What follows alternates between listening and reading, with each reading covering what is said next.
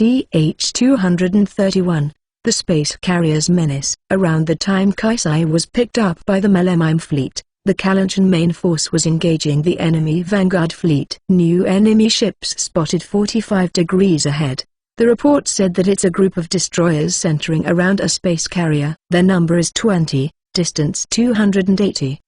Schlier growls with a cold sweat while leaning back in her seat. Aside from the newly arrived enemies, their fleet is being surrounded on all sides. Most of them are space carriers being guarded by destroyers and small-size cruisers. Although their ships do not possess much firepower, they are loaded with anti-ship armaments such as grenade launchers and missiles. If such a thing hit them directly, even a battleship would suffer considerable damage. In other words, the Kalanchans cannot let their guard down here. We can't afford to stay this close to the enemy anymore. Bring us out of their range. Using a wireless radio, Schlier relayed her order to the captains of each of her ships. On the outer edge of the formation, many of the strikers deployed from the enemy space carriers are already engaging their escort strikers. If the enemy deploys even more strikers than this, then they will eventually get overwhelmed and their formation would crumble. Set target to number 37 destroyer. Ready the main turrets. By the captain's order, the main turrets of the Radiant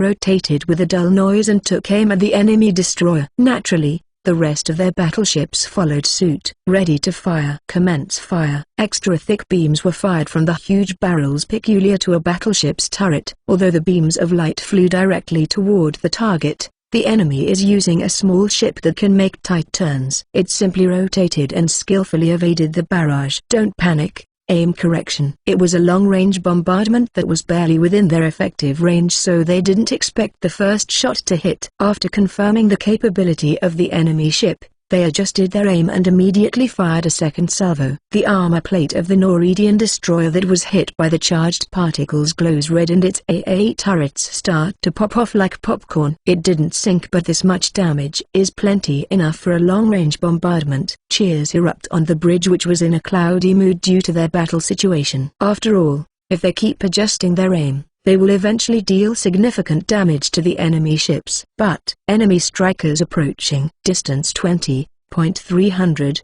15 degrees above! Schlier hurriedly looks in the reported direction. A group of strikers is beelining toward them with blue fiery trails behind their back. The cruisers and destroyers deployed around there, Radiant, are actively firing at them with their AA turrets, but they're already too close. Their claymores that were stationed here to escort them headed off to intercept, but the Norwegian strikers simply overnumbered them. With the enemies firing their blaster rifles toward them as they approached, their claymores could only shoot back at them from a distance. Shoot them down. Without waiting for the captain's order, the AA turrets have already begun firing beams toward the incoming enemies. Naturally, the battleships positioned around their Radiant, such as their Prussia, also started firing. The barrage of beams from 10 battleships is extremely fierce, but the enemies wouldn't come out here in the first place if they are afraid of such a thing. While skillfully avoiding the beams, the Norwegian striker corps head directly toward its target. Where are our autocannons? At that prompt,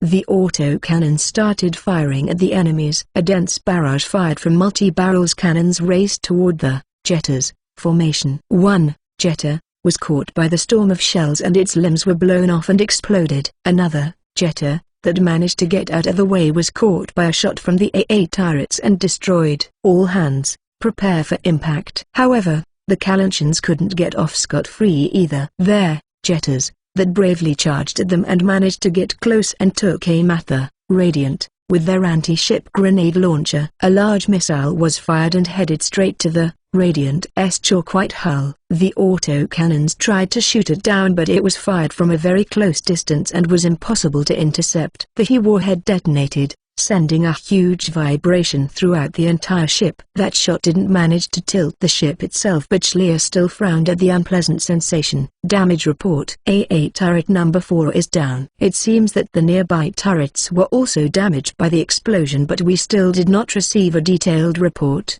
Ma'am, that's not significant damage. Do not panic. Continue intercepting the enemies, said Schlier, but inside, She was not calm. It's highly difficult to sink a battleship with Stryker's anti-ship armaments, but if they destroy the weaker points of their ships such as their auxiliary armaments, then their combat power will suffer in the long run. If their firepower at medium and short ranges decreased, then it would be extremely difficult for them to fend off the enemy destroyers, which pack high firepower incomparable to the weapons these Strykers are carrying. Even a battleship wouldn't be able to take on such a thing directly. Enemy Strykers are circling around. They are coming back, an operator reported in a pathetic voice. Then, another vibration shook their Radiant. This time a bead of cold sweat trails down Schlier's cheek. There, Radiant is in danger. CH-232. Intense battle at the Radiant.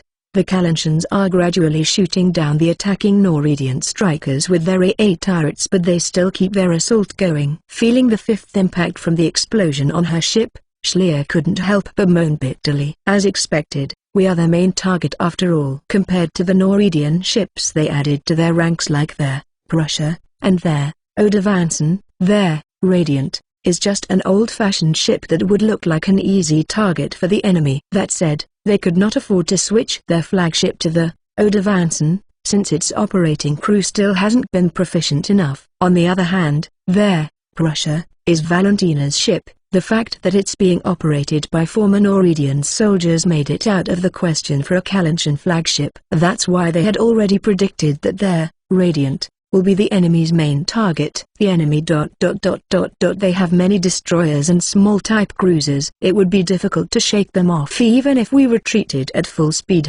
Looking at the tactical map on the monitor, Schlier taps her cheek with her index finger. But if we prolong this battle, it will surely get worse once the enemy reinforcements arrive. This is not the time for us to go on an offensive. What we should focus on is our defense. I suggest we pull out troops back from the front line and form a defensive line here. Schlier's staff, Solana proposed. She points to the troop placement displayed on the map before continuing. We can withdraw the 5th Fleet deployed in E-Field and merge it with ours.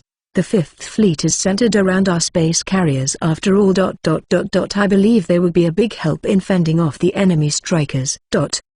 Solana's proposal makes sense and Schlier ponders on it while glancing at her watch. Not much time has passed since the battle here began.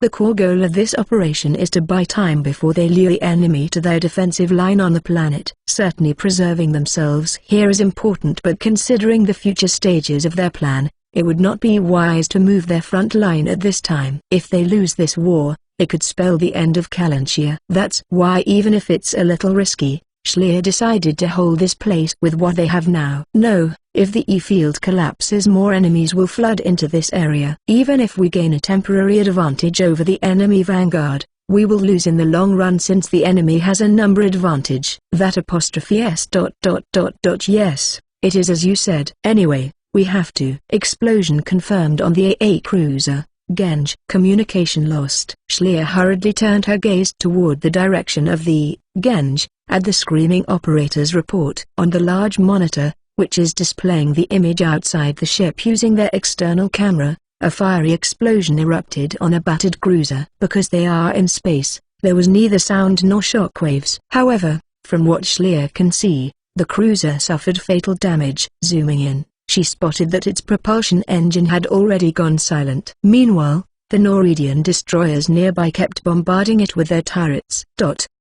This is bad. Schlier almost clicked her tongue out loud. Genge is a cruiser that played a vital part in their defensive formation. With it gone, a large number of Norwegian destroyers flood into the opening where the Genge has fallen. Main turrets cease fire. Change aim to enemy destroyer number 11. Hurry up. Their main turrets, which were bombarding the enemy from afar, now have to turn toward the approaching horde of destroyers. Change firing mode to alternate fire. Take it down with one shot. Roger that. Aiming completed. Ready to fire. Fire. The 41 centimeters cannons are the main turret of the Radiant. Raw. They've changed the firing mode to alternate fire, which fires only one of the twin barrels. They fired only a few shots, but perhaps due to how close they already are, their first volley accurately hit their target. The Norwegian destroyer, which was hit directly by a battleship's main turrets, had its crimson armor plate pierced and exploded. The firepower was clearly overkilling, but the crew of the Radiant Cannot celebrate yet. Next, set target to cruiser number 3.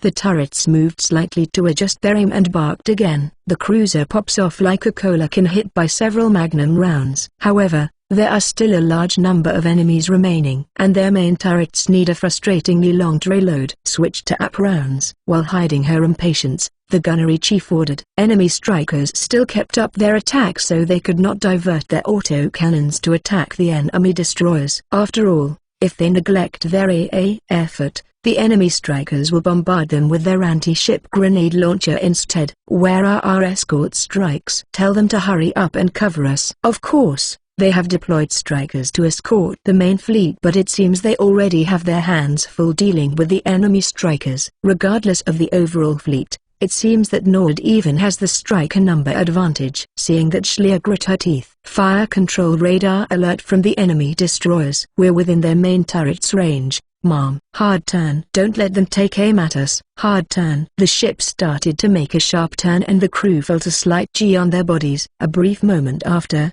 the enemy ships fired their main turrets. Most of the crimson beams went off target and flew past their ship, but some still hit the Radiant, and there, Prussia. However, they are only small caliber turrets. Even a direct hit cannot penetrate their armor. However, they can still inflict damage to their unarmored parts. Third navigation radar damaged. It's not our fire control radar. Don't worry about it. When the captain barked another order, the ships fired another volley. Their AP rounds easily pierced the destroyer's armor, causing explosions inside their ships. Unable to withstand the pressure, the destroyers swell up like a gas cylinder thrown into the fire and instantly explode. Naturally, other battleships also fired their volley to intercept the enemies, and many destroyers were shot down in an instant. However, the enemy space carriers are still unscathed. Along with Schleer's moan, an enemy destroyer prepared to fire missiles from its turret type 635mm triple barrels grenade launcher. Such a thing can be easily intercepted at a long distance, but the enemy is already too close. Sweat ran down Schleer's back. Even if they can intercept this one, there are still many more enemies. Their main turrets alone cannot handle this number. It was when she thought that the situation is turning for the worst. That thick beam was fired from a distance and pierced the bridge of the destroyer that was about to launch its missile toward them. CH-233 Cavalries. Phew. A sigh leaked from Lyran inside the cockpit of her beloved Zenith. There, Priceta. After confirming that the first destroyer was down, she shifted her aim to another ship. Then, a high-power beam emitted from the giant sniper blaster cannon held by her purple striker immediately took down another target. Lyran-san, why are you here? After she saw what happened, Schleer immediately guessed the identity of the sniper and shouted into the radio. We do appreciate your help, but I thought I stationed you on the surface. I was free. Lyran's reply was extremely simple. Certainly, although the battle in space is very intense, the Noridians have yet to descend on Galii. It appears that Lyran couldn't bear the boredom and came out to help. Despite the fact that she can punish her for taking an arbitrary action, it is hard to complain when Lyran just saved them during a crisis. Schleer sighed and held her head. Meanwhile, Lyran sinks the enemy destroyer one after another. Moreover, as their Priceta's blaster cannon has a longer range than a destroyer's main turret, that she received no counterattack from the enemy. Thank you. But your role is extremely important to our plan. Once you are done, please go back to your position as soon as possible. That ''s ... not fun, and this seems like it's going to end soon too. Of course, I will finish this in no time, so just go back to your station, Desu. It was not Lyran alone. Nora also deployed in her Zarova, and started attacking the enemy destroyers. The enemies turned their autocannons to intercept her, but she was completely unfazed. She skillfully evaded their shots and kept firing her magnums into their propulsion engine. The firepower is a little lacking, but it's still enough to disable the destroyer-class ships. With bright red flame erupted from their thruster, an enemy destroyer was rendered unnavigable. I'm plenty of a reinforcement by myself, Desu. Nora immediately headed to her next target, but perhaps she neglected to listen to her order properly. The dummy exterior that was installed to disguise their Zarova was already purged. Lyran's mouth cutely pouted, but their enemy's reaction didn't end with that. After all, Their formation was greatly disturbed by the surprise attack from an ace they recognized. That, isn't that there, Zareva? So it's true that the four heavenly have betrayed the Empire? Intercept her. Don't let her get any closer. Nora ferociously attacks the enemy ships while avoiding their barrages of shells. Just like that, she sank 3 consecutive ships. Furthermore, using the chaos Nora created, the Kalanchen battleships also fired their main turrets toward the confused enemies. With the effort from Nora, Lyran, and the Kalanchen battleships combined, many of the enemy destroyers that were giving them such a hard time are gradually getting incapacitated. There's no point hitting them with our missiles like this. Retreat. The commander of the striker unit that had been harassing their Radiant instructed her subordinates in a bitter voice, and all Noredian strikers started to take distance away from their Radiant. We need to adjust our position. Nora-san, please go engage the enemy unit on the edge of our formation. Clearing her throat, Schleer gave Nora an order. The enemy destroyers could get this close because their escort fleets were attacked from all directions and their formation was disrupted. With the support from their Zareva, which boasts high firepower and mobility, they should be able to earn time to adjust their formation. How boring, Desu. Nora, who was trying to chase after the withdrawing enemy retreating space carriers, reluctantly agreed. Rather, where are Kaisai-san and the others? Isn't it about time for them to come back? Desuka, by Ue. Upon hearing Kaisai's name, Lyran made a strange noise. She suddenly seemed nervous and turned back to the surface of Galii. It seems she isn't ready to meet Kaisai yet. Seeing her like that, Schleer let out a bitter smile. I can't say. Our communication to that side is down due to the enemy's jamming. At that time, the communication operator suddenly shouted a report in a joyful voice. Incoming report from the front line. They received messages that the Melemime and Fallfitter fleets had successfully separated from the enemy fleet. They're currently making their way to us through the L field. If they're already at the L field, then they should be here soon. Soon, said Nora as she fired her thruster. Maybe we didn't need to come out here in the first place, Desuka. No, that was truly a close call. I'm thankful for your help. The place where the Melemime fleet is not far from the main fleet, but it's still behind the enemy line. With the main fleet under fire, it would be hard for them to join up. But thanks to Nora and Lyran, they managed to create a breathing room. Schleer finally let out a sigh of relief. When this war is over, I will give you 2 plenty of medals. Please look forward to it. I don't really care about medals. If you want to reward me, give me money instead, Desu. Nora protested with a slightly pouty face. CH 234. Battle. On 2 fronts. When Schleer was struggling with the enemy vanguard fleet, Kaisai and the others were also locked in battle. How persistent. While swearing, Eleanor aimed her twin Mega Blaster rifle at an enemy. Phil. She was in a good mood when she got her signature weapon from the Fafletta fleet, but her mood immediately plummeted because of the enemy's continuous attacks. Yawawawa. The warning sound rang in her cockpit and she had to hurriedly evade. A beat later, multiple thick beams fired from an enemy ship flew past the place where their Parfil was.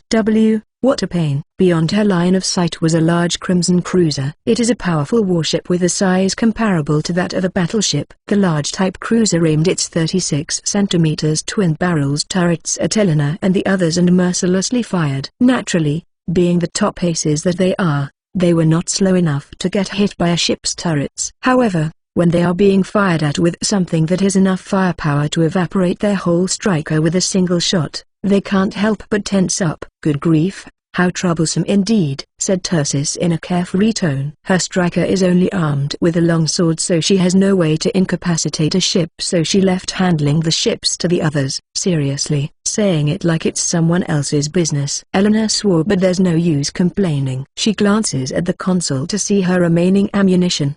But if we don't do something about those ships soon, it will really be troublesome for us. Kaisai, let's go. Although they are being chased by large type cruisers, if the Melemime fleet, which mainly consisted of battleships, seriously fired back, the enemy would stand no chance. However, since the enemy has seemingly unlimited numbers, taking them head-on is unwise. The enemy knew that as well, so they kept firing at the Melemime fleet from behind without worrying much about return fire. Alright, let's do this. Kaisai immediately agreed. If the fleet retaliates, there will be a huge number of casualties from both sides. As Kaisai is sensitive to death, He wants to avoid it, and he's been incapacitating the enemy ships with non-lethal means. Opening the throttle, he accelerated his striker. His target is, of course, the enemy large type cruiser. A barrage from its autocannons raced towards Kaisai and Elena to intercept their approach, but the two repeatedly made sharp turns and avoided it. Diarose raised a muffled scream. Whether it be its main turrets or its autocannons,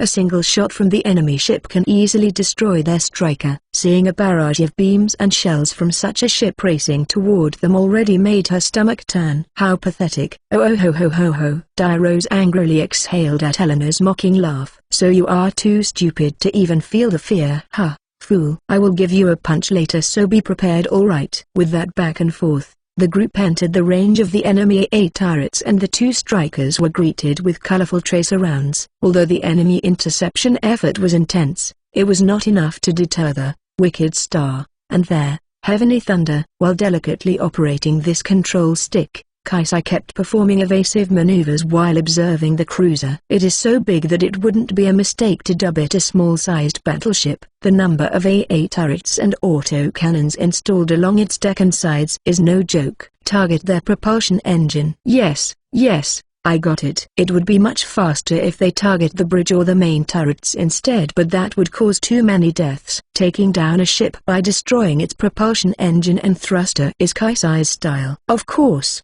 he already let Elena know about his preference in advance. The magenta and pure white zeniths beeline toward the large cruiser's propulsion engine like an arrow. While skillfully avoiding the coming AA fires, they approach the engine directly from the stern side. With the engine within range, their Excalibur and their Parfil take aim at it with the anti-ship grenade launcher and twin mega blaster rifle respectively. First shot. The anti-ship missile and a supercharged particle beams hit the propulsion engine of the cruiser. A violent explosion occurred and even its hull started to shake. However, its thruster is still spewing blue fiery trails. It appears they couldn't do enough damage to it. That said, this much is within the expectations of those who are familiar with anti-ship combat.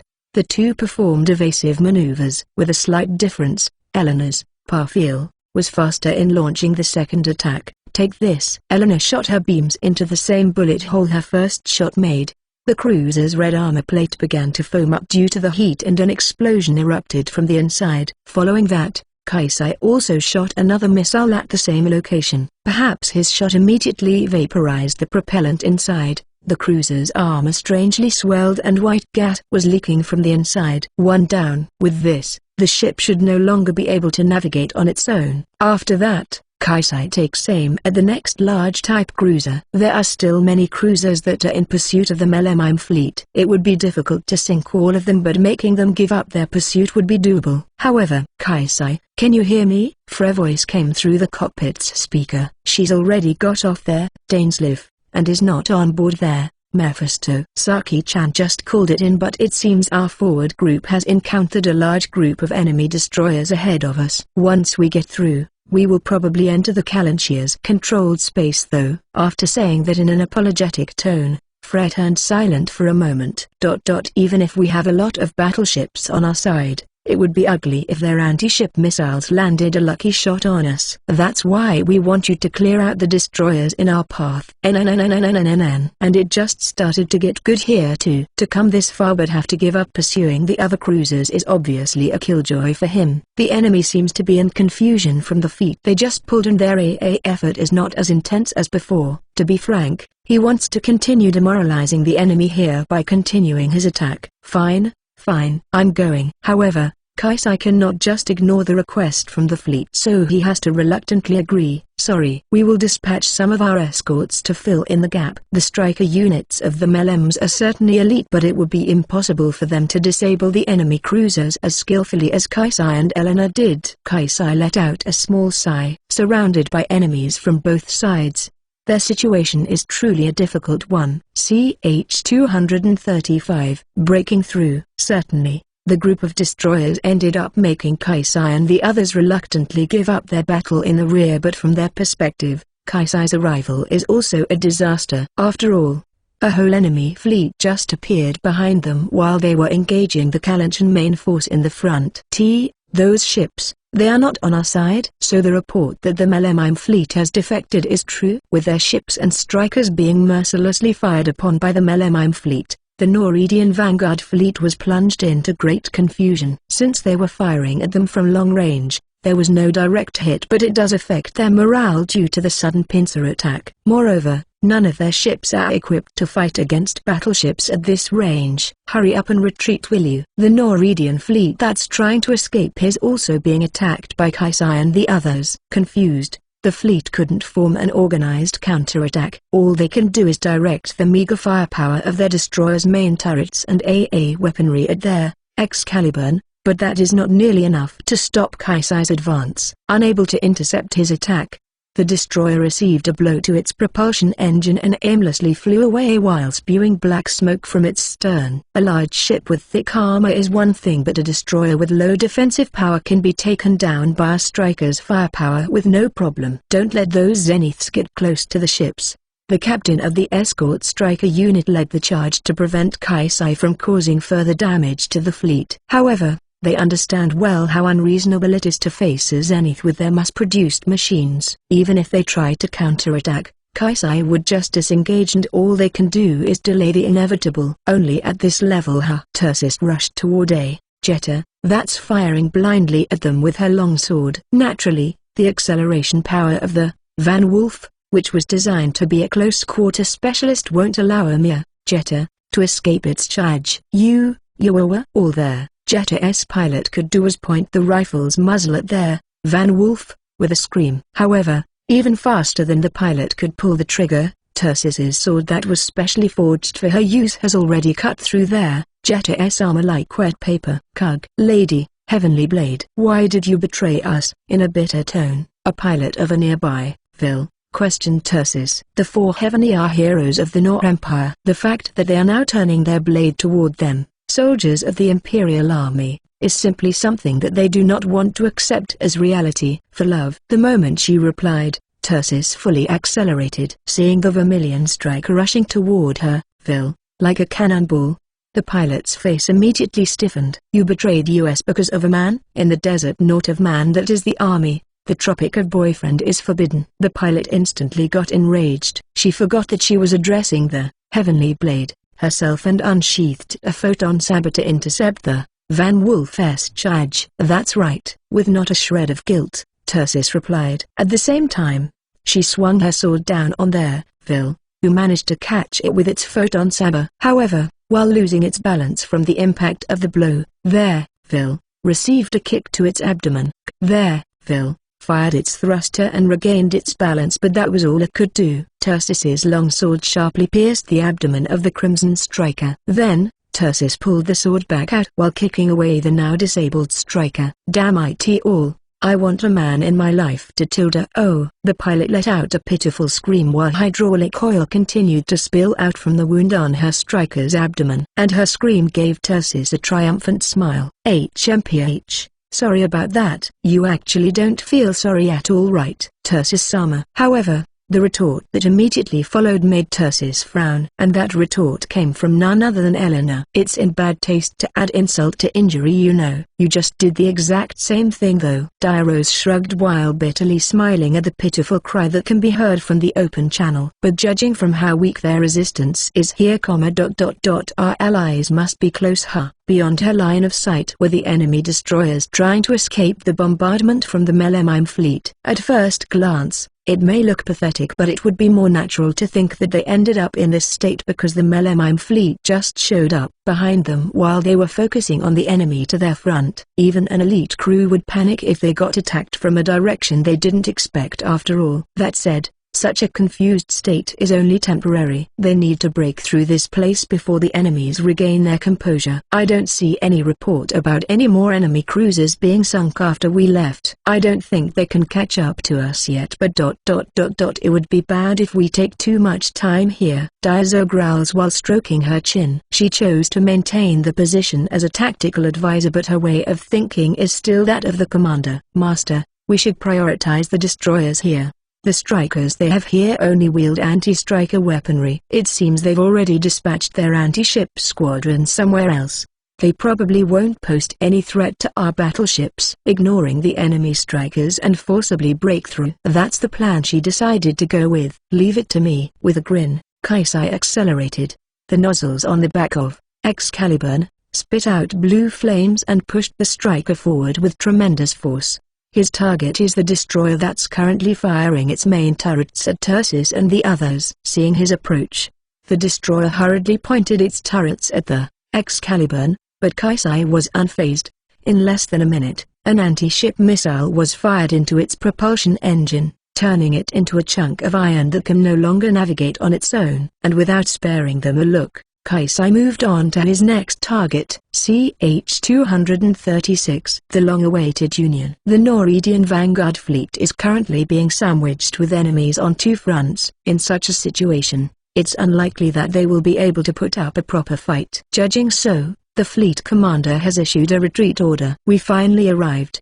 Thank goodness. In front of the familiar chalk-white battlecruiser, Kaisai let out a deep sigh of relief. It took him 30 minutes to clear out the Norwegian strikers and destroyers, but now they finally managed to link up with the Kalanchen main force. Good work, Kaisai. Schlier's voice could be heard through the com channel. She sounded terribly relieved that the first stage of their plan went well. Also, he could feel the tiredness in her voice. Now we should have enough strength to handle the Norwegian army head-on. The number of battleships in the merged fleet is 18. Moreover, each battleship is accompanied by auxiliary ships of various classes. Considering the combat power of each individual ship, their army is now stronger than it ever was before the war. Although most of these ships came from their former enemies, Schlier can't help but feel moved thinking about how Kalanchia was one-sidedly beaten before. But if we fight them head-on, we will still lose in the end. Even with this number, we still can't afford to be reckless, Mom. Solana cautioned her. Although they now stand a better chance due to their bolstered number, it is still not enough to win against the full might of Nord in a direct fight. Even if they can keep it an even fight for a while, they will eventually get surrounded and defeated in the end. While listening to Schlier's and Solana's conversation, Diarose put up a tactical map on the console monitor. The enemies in the area have already withdrawn, but it seems that the ships that were in pursuit of the Melemime fleet are still yet to give up. They were held back by the Melemime striker corps, but it is unknown when they will breach through. Slapping her cheeks, Diarose stretched her body while the tight pilot suit emphasized her enormous breasts and bodyline.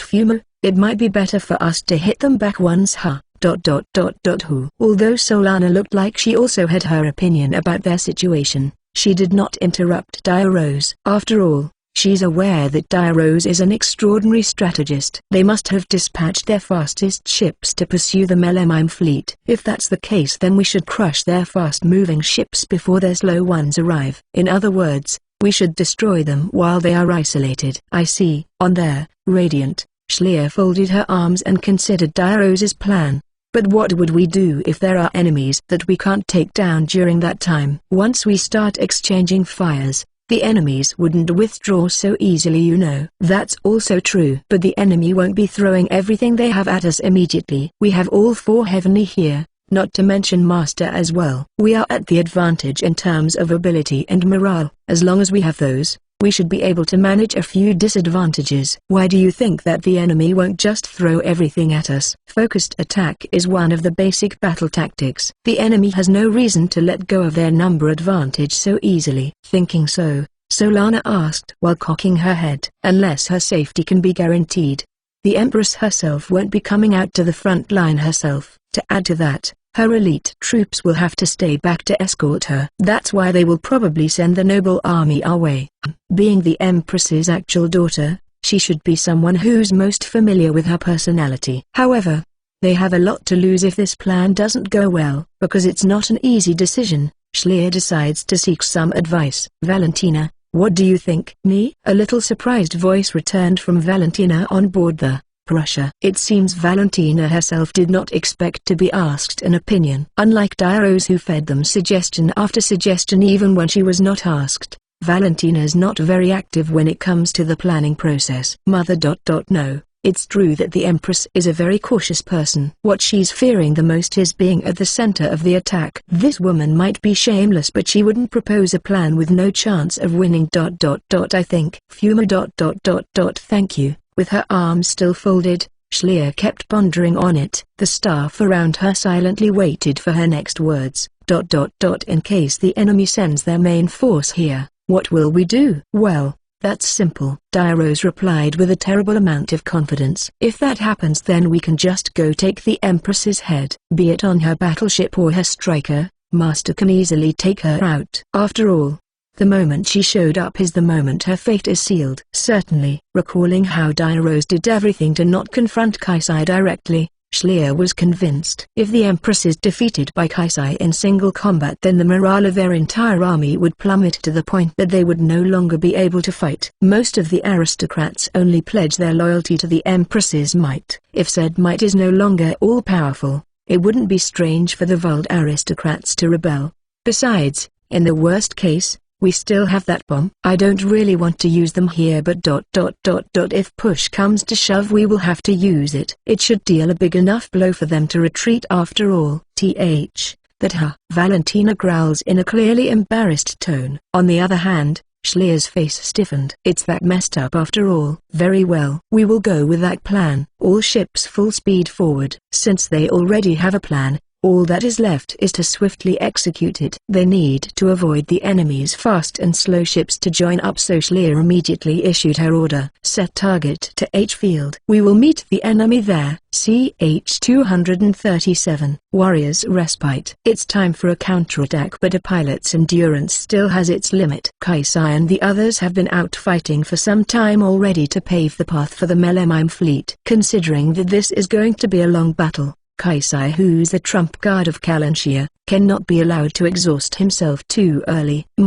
Because of that, Kaisai and the others were sent to a space carrier stationed in the rear, while there, Radiant and other battleships are dealing with the enemy at the front. It's Schleer's intention to have Kaisai rest in a relatively safe place. However, Kaisai pouted and kept groaning at her consideration. He still can and wants to keep fighting. He's currently resting in a pilot waiting room. It has old sofas lined up inside, a large monitor with no power, and a poster of a half-naked boy on the wall. You can't go making that kind of face, you know. A trump card will only be the most effective if you use it at the right timing. After all, there's no need for Master to personally deal with some cruisers in the first place. With a bitter smile, Dairos sits next to him while stroking his hair. The old springs inside the sofa made a creaking noise at her weight. Resting is also a knight's job, you know, said Eleanor with a sleepy voice as she lay down on a sofa. Tursis and Saki are also here, as all of the Zenith pilots who were escorting the Melemime fleet were sent here to rest. Incidentally,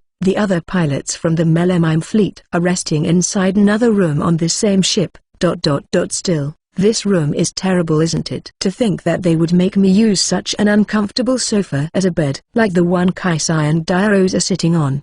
Her sofa is also very worn after many years of use. It's obviously unsuitable for an aristocrat like her. Even so, they have no choice in the matter. A space carrier is a simple warship. It's basically a rocket engine and a bridge hulling a gigantic container. It's a type of ship that you use to transport commoner soldiers. That's why there's no luxurious room for a highborn aristocrat on board. However, this was the only ship that they can use to rest. Hey, to whine at something like this, you're still green, huh? On the other hand, Saki, who is of a commoner origin, is very calm. She just sits down crossed legs on the floor while taking a bite of synthetic meat jerky. She's an aristocrat too, right? How about you learn from her a little? In the direction Saki points to was Tursis, who's leaning on the wall while sleeping soundly. With her strong self-discipline, she fell asleep in an instant without complaining when she was told to rest. In a sense, she might have the ideal personality of a warrior. I can put up with an uncomfortable bed, but at least I want a pillow. Kaisai, please let me rest on your lap. There's no way we're going to let you do that, right? Kaisai was suddenly brought into the conversation, but before he could say anything, Dairos refused on his behalf. Moreover, she's also waving her hand like she's shooing away a stray dog. If Master lets you rest on his laps, then Master won't be able to rest himself, right?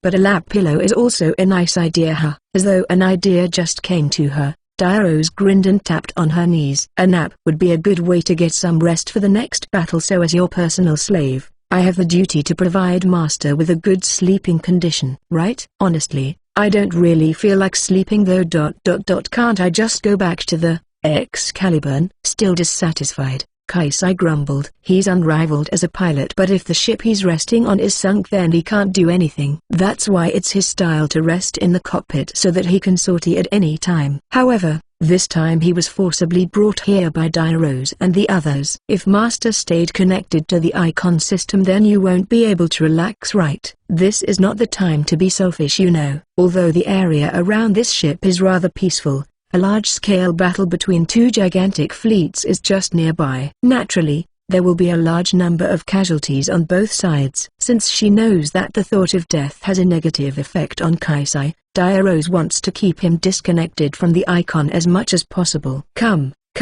hurry up and lay down, Diarose urges him while tapping her knees. Admitting defeat, Kaisai puts his head on her lap and lies on the sofa. As Eleanor said, the sofa was rather uncomfortable.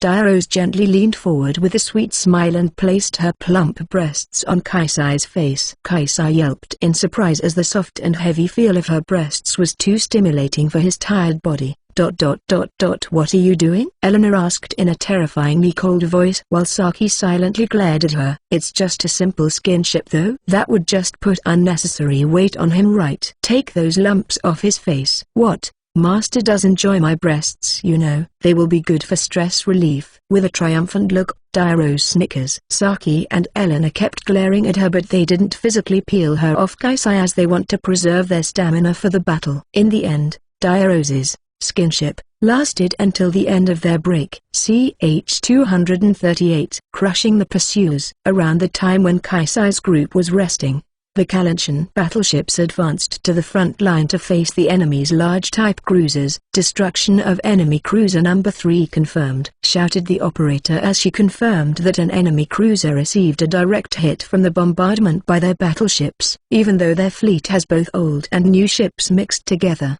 the bombardment from 18 battleships was more than enough to sink the enemy elite cruisers. Enemy reinforcements detected 55 degrees ahead. 6 large type and 10 medium type. However, the enemy's number is still overwhelming. They simply replace the sunken ships with more ones. Hearing the operator's report, Schliers furrowed her brows. Any battleships? They are likely large type cruisers, ma'am. The size would be too small for an Imperial battleship. As long as they are cruisers, then there's no problem. The range and firepower of their battleships are far superior to that of the enemy cruisers. Even their old-fashioned battleships with 41 centimeters turrets can take advantage of that difference. But we cannot let our guard down. We don't know when they will send out their battleships after all. We have to take down as many of their cruisers as we can. Schlier growls while scanning the tactical map. But the enemy's movement sure is strange, isn't it? Their attack doesn't seem to be organized at all. If they come at us with a proper formation, then even cruisers would give us a challenge after all. For a while now, the Noridians have been sending in their small and medium-sized fleets intermittently. For the Kalanchian side, it's convenient as it is easier for them that way, but Schlier doesn't understand why the enemy still doesn't organize their ships and attacks in waves. These are the Noridian aristocrats after all. Because they rarely fight a foreign enemy, they usually treat their fellow aristocrats like their rivals. Perhaps they are not cooperating well with each other because of that. The Chief of Staff replied while thoughtfully tapping her forehead. With more than 50 years of commanding experience, she's very proficient in warfare. With a mental-like expression, the Chief of Staff continues. With a big enough threat, they would unite under one the princess the Imperial family sent, but in case of the enemy that they have enough manpower to win against. They often push the burden to other aristocrats to deal with. Even if they serve the same lord, when it comes to their own power and territory, they will prioritize their interests first. I see. In a small country like Kalanshia, it's something that is rather unusual. After all, if they have infighting, it will only give their enemies the chance to invade. On that point, they are quite different from Nord, which can afford such internal conflicts. Schlier ponders while stroking her cheek. Then let us make use of their arrogance. Crush them all. In response to Schlier's order, there, Adele Vanson, fired all its main turrets. The beams that are incomparably thicker than those of any Kalanchen ship immediately flew toward the enemy reinforcements. Even though it was formerly an enemy ship, Schleer grinned at the fact that she now has such a powerful ship under her command. However, unfortunately, the beams wildly missed their target. Even though the enemy was within its effective range, the beams flew past the enemies without hitting anything. Seeing that, Schleer let out an exasperated sigh, that said, "We still have a lot of challenges ourselves, huh?" Half of its crew were new recruits who's just finished their training, and the other half were the discharged veterans we called back in. After all, no matter how good the hardware is, if the crew is not accustomed to operating it, then it will not be able to exhibit its full power. The training period we had for them was simply too short. The Chief of Staff tiredly let out a sigh as well. Adele Vanson has only been incorporated into the Kalanchen army for a short time, and the proficiency training was cut short due to this operation. It's probably unreasonable for them to put too much expectation on it. Number 7 cruiser's destruction confirmed. It's the Prussia, as expected of them, huh? Contrary to her words, Schleer's expression was slightly bitter. They have a battle log that recorded the battle from the beginning to the present. Apparently, it seems that Valentina's fleet has way more successes than the actual Kalanchen fleet. The Kalanchen fleet is not inferior to Valentina's crew in terms of command and skill, but the difference in their equipment is clear, and it's reflected in the battle results. Even though Valentina's now their ally, that's still unamusing for her. She might turn into an enemy depending on what's going to happen after this. After all, did you say something, Your Highness? Schleer silently shook her head sideways at the Chief of Staff's question. She doesn't want to carelessly affect her troops' morale. Besides, Valentina has not been making any suspicious moves so far. Valentina will probably not betray them during the battle. It's not like the Norwegians will just stop firing if the Kalanchen fleet is gone after all. Convincing that they can leave their back to them for the time being, Schleer switched gears. Once this battle is over, send my regards to their Prussia's crew. Besides, it would be better to have Valentina do her best here. The more she fights, the fewer supplies she will have later, and the more fatigued her soldiers will be. While hoping that she can exhaust them to the extent that they wouldn't even consider pointing their guns toward her, Schleer continues commanding her fleet. CH 239. Buying time. 2 hours have passed since they started battling the enemy cruisers. The enemy cruisers were not foolish enough to plunge headfirst toward their battleships, as they were committing to a hit-and-run tactic. It was a passive tactic, but it's still effective in slowing down the rate the Kalanchens are sinking their ships. Enemy Group A has switched direction to 37 Mach. Schleer growls. The enemy is getting away from them. If possible, she wants to chase them down, but her fleet mainly consists of battleships while the enemy is using cruisers with superior speed. Their Radiant, which is also a cruiser, and their Prussia, which is a battleship that boasts its speed, might be able to do that, but the Kalanchen fleet, which mainly consists of Harima class battleships, the same as Kalanchia's original flagship, their Glorious, cannot keep up with the enemy cruisers. The same goes for Valentina's fleet, which mainly consists of the Ilkl class battleships. Even if they only send out their fast ships, it would be dangerous if they get too far ahead. Rearrange the formation. Keep an eye out for enemy strikers and destroyers. In the end, Schleer decided to remain passive. It would be bad if they got distracted by the big enemies, and the small enemies with high mobility use that chance to flank them. And sure enough, a swarm of strikers rushed toward their fleet, with enemy destroyers following shortly behind them. Set target to track number 33 and 34. Fire all autocannons. The escort fleet and the battleships greet the enemy strikers with barrages from their autocannons. Unlike last time, their barrages were extremely fierce because they now have double the number of their ships. Even the elite Norwegian pilots would find it difficult to get through. As a result, the enemy strikers had to spread out to avoid their AA guns. Be mindful of the enemy strikers' movement. Shift our main turrets to destroyer number 56. While listening to the captain's command and the noise from the A8 turrets, Schleer started considering her next move while crossing her arms. They have managed to merge with the Melemime fleet, and the threat from the enemy space carriers and their strikers has significantly lessened. However, it would be difficult to maintain this status quo forever. How are we doing on the ammunition? Not just the ammunition, but the fatigue of the crew is something that she needs to worry about as well. Both will eventually get depleted in a prolonged battle. From the report, it seems most of our ship's particle bullets are down to 30%. Mom. It seems we can't keep bombarding them from afar much longer. And he rounds that use shells can be quite slow in a space battle. They can't expect much accuracy unless their targets are close. We need to bring the battle to the surface before we run out of particle bullets. But while checking her watch, Schleer strokes her chin. It is still too early for them to withdraw to Galei. It seems like she will have to do her best here for a while longer. When she thought so, she felt even more fatigued. She wants to just drag Kaisai to bed right now and sleep for 12 hours straight with him in her arms. Still, she didn't voice her desire out loud. Incoming report from our recon unit. Enemy battleships were spotted in the airfield. 30 ships confirmed. However, her delusion was interrupted by the operator's tense voice. When more than 30 enemy battleships are spotted, it probably can't be helped for the operator to panic like that. After all, if 30 battleships fired at them from the front, even their main fleet would be evaporated in the blink of an eye. There are a lot of them. Perhaps the cruisers here are only buying time for their battleships to arrive. Solana groaned. In the middle of the battle, the enemy cruisers here suddenly opted for a passive tactic. The frequency of their reinforcements also decreased. It appears that the enemy is also switching tactics. But the airfield is it. It would take another 30 minutes for them to get here. Schleer thinks of a countermeasure while looking at the tactical map. Judging from the number of their battleships, it must be the Noridian main force. From the report, there should be more though.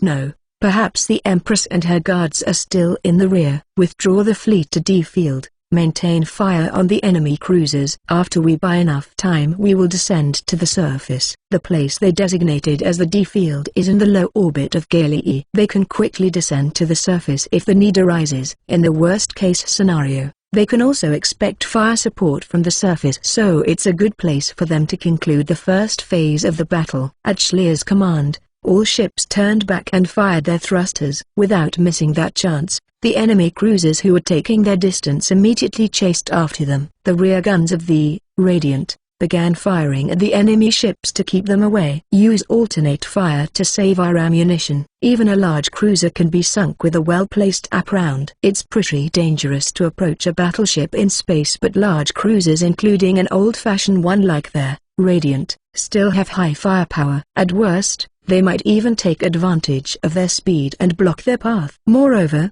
the Kalanchian side also wanted to save their particle bullets for the enemy battleships. Contact Kaisai and the others, tell them to be ready to sortie at any time. Kalanchia has an overwhelmingly inferior number of battleships. If they want to buy time, they will have to resort to their trump card again. While apologizing to Kaisai in her heart, Schleer gave her order. This battle will probably be the climax of the first phase. Thinking so, Schleer slapped her cheeks to fire herself up. CH-240. Gloom. Master, is your body all good? On their way to the D-field, in the cockpit of Excalibur, Diarose asked in worry. Their 2 hours break was better than nothing, but 2 hours would be too short to get rid of his fatigue. It's not 100%, but well, I can fight. Kaisai answers while stifling a yawn. Really? Master's not that physically fit after all. You can't push yourself, okay? Place a little more trust in me, will you? Seeing Diarose genuinely worried about him, a smile unintentionally floated to his face. It's true that he's not physically strong, but Kaisai is still a veteran mercenary. Naturally,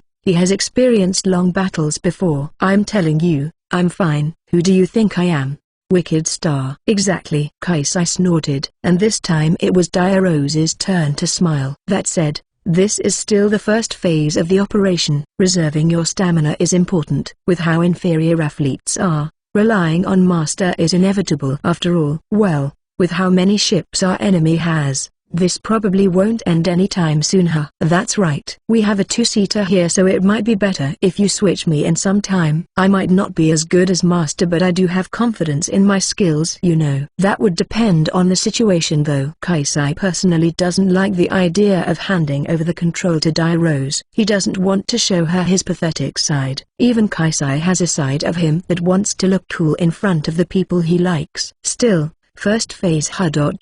We are going to lure the enemy to the surface after this, right? Kaisai decided to change the subject, so he brought up what he could remember from the briefing. They still have some time before they reach the active combat zone, so it's fine for them to chat for a while.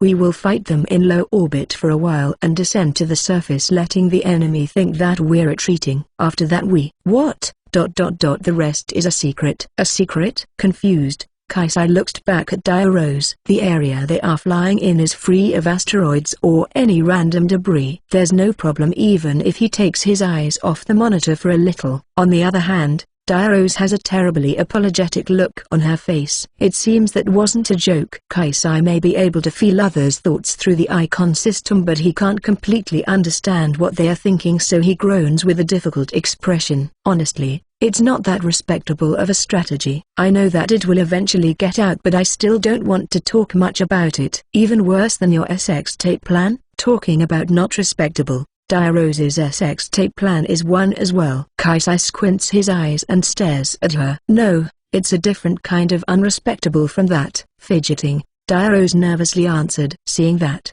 Kaisai strokes the control stick while thinking to himself for a few seconds. It's not in the same vein as the SX tape plan, and Diarose doesn't want to talk about it. After he got to that point, Kaisai stopped. It's probably the kind of strategy that will leave a bad aftertaste. He doesn't know what she's trying to do, but with how overwhelming the enemy fleet is, a straightforward strategy won't win them this war. In the end, he couldn't say anything. Sorry, really. I'm scared that Master might come to hate me if you know about it. Diarose gently strokes Kaisai's hair. Truthfully, the plan she devised is pretty severe. However, she doesn't feel anything even when she's about to use it on her own mother. She does feel sorry for the soldiers that will be in the crossfire, but that's it. Thinking how pathetic she is, Diarose sighed. The Empress might be one cold-hearted monster, but she's still her daughter. Perhaps a monster's daughter is also a daughter. Such thoughts are weighing on her mind. Mia sighed. I'm more worried about you, you know. Even if he doesn't know what her plan is, he can see that she hates herself for it. Once again, Kaisai directed a worried gaze at Diarose. However, he doesn't have the time to comfort her. With an alarm sounding in the cockpit, the search radar detected several strikers approaching their location. When he looked at the monitor, the strikers' names were displayed on it. Kaisai-san, we've come to pick you up. It was there, Miss Tiltwine, Zarova, and Colbrand. The voice from the communication was Schleer. She sounds slightly tired. The commander herself came to pick us up, huh? Before Kaisai could reply, Diarose raised her voice. Her ironic tone was void of the earlier dark atmosphere. Escorting a gentleman is a knightly manner after all. Diarose laughs a little at Schleer's reply before turning to Kaisai. It seems she's exhausted from taking command and came here for your healing presence, Master. CH 241. How to deal with battleships. So what's our mission? Escorting the fleet. Kaisai departed from the space carrier he was on, but he did not hear the details of the operation yet. He can somewhat guess from the fact that Schleer personally came out here, though. That will be Elena-san and Tursis-san. So, my lord will act separately, huh? Tursis asked back. Naturally, not only Kaisai and Diarose, the rest were told Sortie. However, this time it seems they will have to act separately. A hint of dissatisfaction can be detected in Tursis's tone. Kaisai and I will be launching an attack on the enemy battleships. The enemy has that many battleships after all. We need to weaken them as much as we can before the enemy main force gets here. Anti-ship battle, huh? So you want to blind them? Groaned Diarose. What comes to her mind was her battle at Laboya. Due to Kaisai's effort, she lost many battleships to his attack. Kaisai was taking out ships' fire control radars, which greatly reduced the accuracy of her ship's main turrets. No matter how powerful a ship is, if it can't hit anything, then it's just a chunk of iron. Yes, we will plunge at them and focus on destroying the FCR of their battleships. If we keep attacking, then we should be able to target their weak points too. Although a battleship usually comes with its characteristic thick armor plate, its radar cannot receive the benefit of such armor. A common anti-ship weapon should be sufficient to disable them. However, they usually placed a large number of AA turrets near the radar. It won't be easy. That's why they need skillful pilots for this task. My striker is perfect for a mission like this. Besides, the fact that the commander is on the field will boost morale too. I see. I understand. Elena nods. She then turns a stern gaze toward the coal brand. It's a jet black Zenith that looks just like Caliburn Revive. It was prepared for Valentina who lost her, Orthograzia. But my striker is of the same type as yours. That would make me suitable for this mission as well. Instead of Valentina-sama, please let me go with you. Valentina is by no way weak in terms of piloting skill, but she's still inferior to the Four Heavenly. Moreover, their Colbrand may be a Zenith, but in terms of performance, it is far inferior to the exclusive strikers of the Four Heavenly. She probably won't drag Kaisai's feet, but Helena truly worries that Valentina might not be good enough to protect him. There's a reason why it has to be me and Schleer. Not only Kalantians, there are also a lot of former Noradiant soldiers in this operation after all. However, Valentina already expected such a protest, so she has already prepared a retort. Rather, isn't it fine if all of us just go together? With a difficult expression, Tursis proposed. After all, she's piloting a highly specialized striker. She can make wonders in anti-striker combats, but she can't do anything against a ship. That's why it's kinda hard for her to tell Schleer to take her with them. However, rushing at the enemy is Tursis's favorite kind of mission, so she wants to go with them if possible. We can't afford that. The enemy fleet will be attacking us with their smaller ships and strikers as well. For the time being, Nora is handling them, but there's a limit to what a single ace can do. In the previous battle, she was made keenly aware of her fleet's lack of AA capability. It would be impossible for her fleet to survive with the assigned escorts alone. Moreover, the enemy will have many space carriers among their many ships. It's certain that the striker combat will be pretty intense as well. That's where the Four Heavenly come in. With their help, the fleet should be able to fend off the smaller-sized enemies. Sorry about this. Valentina sincerely apologized to Tursis and the others. In this situation where they cannot fully trust the loyalty of their subordinates, it would be wise to inspire awe in the soldiers by showing the might of the Four Heavenly. Besides, the Four Heavenly seems to have taken Kalantia's side even more than Valentina. I've familiarized myself with this striker, so I will be fine. I won't show our soldiers any shameful display. Valentina had been training with her new striker until the enemy attacked. Although its performance is inferior to that of her old personal striker, it's not like it's a bad striker, so confidence can be felt through her voice. If you say that much, then I will trust you. I'm counting on you, Lady Valentina. Tursis seems a little bitter, but she agrees to her assignment. After that, she fired her thruster and flew back to the main fleet with Elena following behind her. Very well, let us be off then, Schleer said with a voice filled with fighting spirit. CH-242, Battleships and Strikers 1. Kaisai and the others fly through the volcanic eruption like gunfire from the enemy AA turrets. The defensive formation the enemy deployed to defend their battleships is very strong, and even skilled pilots could be shot down in less than 10 seconds. Alright.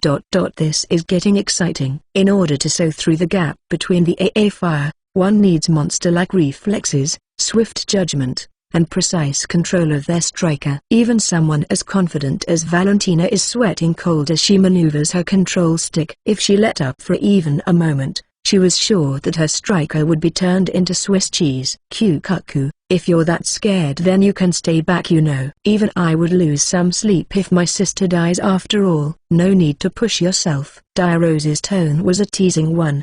Her words were provocative, but there was also some sincerity in them. That said, since she's sitting back and letting Kaisai do all the work here, the other party just couldn't take her seriously at all. HMPH, I really don't want to hear that from a little dead weight though. If you hop off, his striker would probably be 100 kilos lighter, don't you think? I'm not that heavy. Dirose turned moody. She was gaining weight recently because she didn't move around much. Even for Valds, weight is still a sensitive topic. While smiling bitterly at the silly sisterly exchange that seems so out of place on a battlefield, Kaisai shot his Mega Blaster rifle at the bridge of an enemy battleship. The radar dish was exposed to the heat from charged particles and exploded. Our fire control radar is down, Mom. What are you doing? This amount of enemies, just shoots them down quickly. Agonizing cries rose from the battleship. Still, since their gigantic fleet of battleships is being toyed with by such a small number of enemies that they normally can get rid of in no time,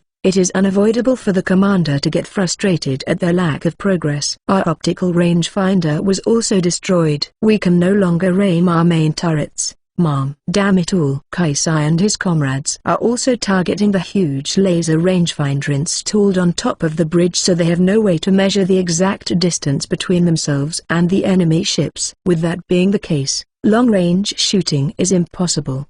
The less powerful mini rangefinders that came with each of the main turrets are also useless. Just shoot those strikers down for the time being. If we let them go back unscathed, then Her Majesty's wrath will be upon us. Various AA turrets spewed out beams and shells in response to the fleet commander's order, but Kaisai skillfully took a sharp turn with his striker and avoided them all. It was a splendid maneuver. Kaisai-san, please don't overdo it, Schlier pleaded in a worried voice. She still remembers how he was hospitalized back in Laboya when he was exposed to a heavy G which damaged his lungs. It was Schlier herself who proposed this operation, so it's natural that she would feel responsible. It will be fine. If it's this striker, then I can keep going. Kaisai grinned and replied. The striker he used back at Laboya was Caliburn Revive, but this time he's using its evolved form, Excaliburn, and the difference it made is huge. The inertial control installed in Excaliburn was the same one I had on my Xantis. It's a world apart from some outdated Bumpkin Zenith, so don't worry about it. I don't know if I should feel relieved or angry here, but we will see. With the last part of her words, Schlier fired the blaster cannon on their Miss Tiltwine's shoulder. Her target is another battleship. Her aim was true and the thick beam completely destroyed its radar dish. A myriad of AA turrets fired back at her instantly after, and there Miss Tiltwine got some scratches on its armor, but with its heavy armor, such scratches didn't even faze Schlier. Ha! Even a Bumpkin Zenith can fight with a decent pilot in it. So you're not gonna deny the Bumpkin part, huh? Dairos exasperatedly shrugs. Almost at the same time, an alarm sounded inside the cockpit of Excaliburn. Enemy craft incoming, enemy craft incoming, the AI reported in a dry voice. However, even before that, Kaisai was already turned to intercept them. He turned the Mega Blaster rifle's huge muzzle toward the approaching Jetta. Let me take care of it. However, there, Colbrand's spear has pierced the Jetta's abdomen before he could pull the trigger. With a kick to its crimson armor, Valentina kicked the first one away and used the blaster gun attached to the base of her spear to take down the second one. Thanks. Her words before the operation gained creditability, as she truly seemed like she had familiarized herself with her new striker. If so, then it would be okay to leave his back to her. Convinced, Kaisai nodded to himself. CH-243, battleships and strikers too. Kaisai and his group continued to tirelessly attack the Noridian battleships. Their zenith stance like butterflies toying with the Noridian AA turrets. Meanwhile, as the AA turrets were focusing on Kaisai and the other aces, the Kalanchian pilots were also attacking. Naturally, the Noridians did not take that lying down and counterattacked, but the Kalanchians simply shot once and withdrew back without overextending themselves. This strategy was truly a pain for the Noridians to deal with. What are our escorts doing? The fleet commander yelled. The proud Noridian fleet is being toyed with by merely 3 Zenith-type strikers. Such disparity obviously invites the suspicion that her subordinates are being negligent. Our strikers are fending off the attack from the enemy fleet, ma'am. With our own Zeniths dispatched to the enemy fleet, the strikers we have left can only do so much. One of the staff members answered with an expression that literally says, "It's your own damn order." Since they have more than 30 battleships and several times more auxiliary ships, the commander thought that they could do without that many strikers as their escort. What's the progress of our striker unit? It's about time they're done on that side and come back right. It seems that the enemy escorts are putting up heavy resistance, so they still can't get through, ma'am. From the report, it appears that Tursis Sama herself is leading their escorts. My apology, but including Tursis Sama, 3 of the 4 Heavenly are currently guarding the enemy fleet. Damn you, Tursis. The fleet commander groaned. She was a duchess, the same rank as Tursis, and was of the same age. She originally has a kind of rivalry with Tursis, but that is now made worse by the fact that Tursis has allied herself with Kalanchia. The commander stood up from her seat and harshly threw her cap on the floor. Useless fools. Fine, I will do it myself. The commander also has a zenith. She certainly is skillful, but can she really beat the monsters that can easily toy with their numerous AA turrets? Her staff wondered but didn't voice their doubt out loud. After all, letting their Excalibur and other enemy Zeniths do as they pleased any longer would be bad for them. With a snort, the commander headed for the hangar and jumped into her personal striker, flying out from the launch deck. Her target was, of course, Kaisai and the others. Kyukaku, she came out unexpectedly early. That one is a big shot, you know, Dairose said with a grin when she saw the approaching Zenith. That striker belongs to Duchess Angel, one of the most powerful aristocrats of Nord. She's not on Tursus's level, but her skill can easily be put on Ace class. Even so, a pilot with Ace class ability still won't be nearly enough to take Kaisai. She didn't say that out loud, but Dairose was all smiles as she watched Duchess Angel accelerating toward them. So it's our chance to demolish their morale. Exactly. Just take her down in single combat. If it's a duel, then leave it to M. No. Please leave this to me, Schleer and Valentina immediately offered, but Dairose simply shrugged with a smirk. If she gets shot down by a man, then it would serve as a better humiliation, right? Up to no good as always. Kyufafu. Dairose blushed and laughed at Kaisai's comment. Kaisai was a little exasperated, but it's true that he's better at single combat. He trained his Mega Blaster rifle on the approaching Green Zenith and declared, "This is Hokuto Kaisai of Kalanshia, commander of Noridian fleet. I challenge you to a duel." A man? The commander was confused as she gazed at their Excalibur, but as noble etiquette dictated, she must name herself in response. The commander clears her throat and shouts in a loud voice, "I accept. I am Lene Angel, Duchess of Illidan, Admiral of the 2nd Nord Fleet." She accepted. With a grin, Dairose muttered in a small voice. She sneakily operated the console and switched the communication channel from the open channel to private laser communication. She then whispered something into Kaisai's ear. Kaisai looked taken aback for a moment, but he shrugged and nodded before speaking into the mic. "Duchess Angel, I've heard a lot about you from my wife." "Wife?" "Yes, my wife, Tursus von Mellemheim." "WH, what?" Hearing the name of her rival, Duchess Angel's fuse immediately blew. Her face was bright red as she stepped on the foot pedal. "I've never heard that she got herself a husband. We just recently got engaged." "Ugh. She got one earlier than me." "Unforgivable." Dairose gave a muffled laugh to the Duchess's raging voice. "Indeed, there's almost no redeeming her personality." "Fine. But if you lose to me, I will have you become mine instead." "Why?" Kaisai groaned with a bitter expression, but Dairose simply patted him on his shoulder. "There's no situation more exciting than robbing a man from your rival, right? That said, you think she will be able to maneuver properly with that much blood in her head?" Kyufafu, while groaning to himself, Kaisai gave his reply to the Duchess. He wasn't so thrilled to bring up the topic of his marriage in a place like this, but since it's involved with the duel, he has to do it. Then once again, I, Hokuto Kaisai, Excalibur, challenge you to a duel. Lene Angel, Dilkas accepted the duel, and thus the duel with pretty much an obvious result began. CH 244. The Empress advances. Duchess Angel was defeated. Nord Empress, Vilenia Renderagarin, jumps out of her bed and shouts. She was in the middle of a nap, but the report from her subordinate was simply too outrageous to hear. "Yes," the staff who brought in the report affirmed in a frightened manner. "She was defeated in a duel and was taken prisoner by the Kalanshans, Your Majesty." "I can understand being defeated in a duel, but why was she captured?" Alarmed by the worsening situation, the commander went out to the front line to maintain morale and got defeated. It was idiotic, but she could understand the logic. However, being captured by the enemy is beyond that. What were the soldiers doing? The Empress was frustrated. "Does my army only consist of incompetents? They have more than 30 new battleships, you know. With that much force, they should be able to win half sleep, let alone half asleep." "You were soundly sleeping earlier, weren't you?" the staff thought but didn't say it out loud. "Well, it is a long battle. Even the Empress needs her breaks." "Seriously, each and every one of you?" Fuming, the Empress got up. "The fleet that lost its commander would be in chaos, and she can't leave that alone."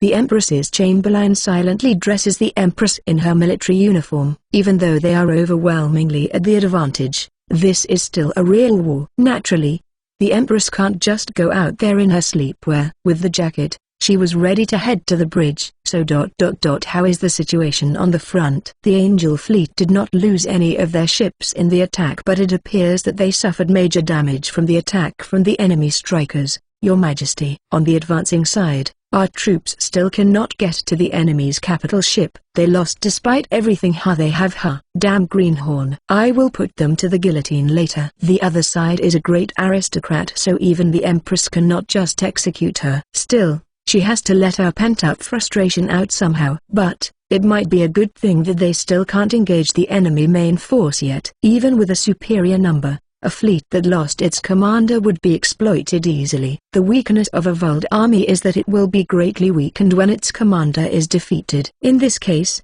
the Angel fleet is nothing more than a collection of nobles' ships. With the top authority out of the picture, they will just turn into a disorganized crew that can't cooperate with each other. It's a shame, but there's no other way. Take us forward. Although the number of fleets under the direct control of the Empress is small compared to the aristocrats, the Empress's fleets still have the best personnel and equipment. Moreover, due to the feudal system, the chain of command is not complicated, as they know who's truly in charge, unlike the aristocratic fleets, which are simply a group of aristocrats bunched together. That's why the Empress was confident that even with her fleets alone, she could still win against the whole Kalanshan's army. She was only staying in the rear just for precaution. Your Majesty, the location of the Angel fleet is quite far away from ours. Would we be able to make it in time? At the time when the commander was defeated, the Kalanshans did not stay still. The Angel fleet will surely suffer no small damage by the time they arrive. Thinking so, the staff asked with a concerned look. What?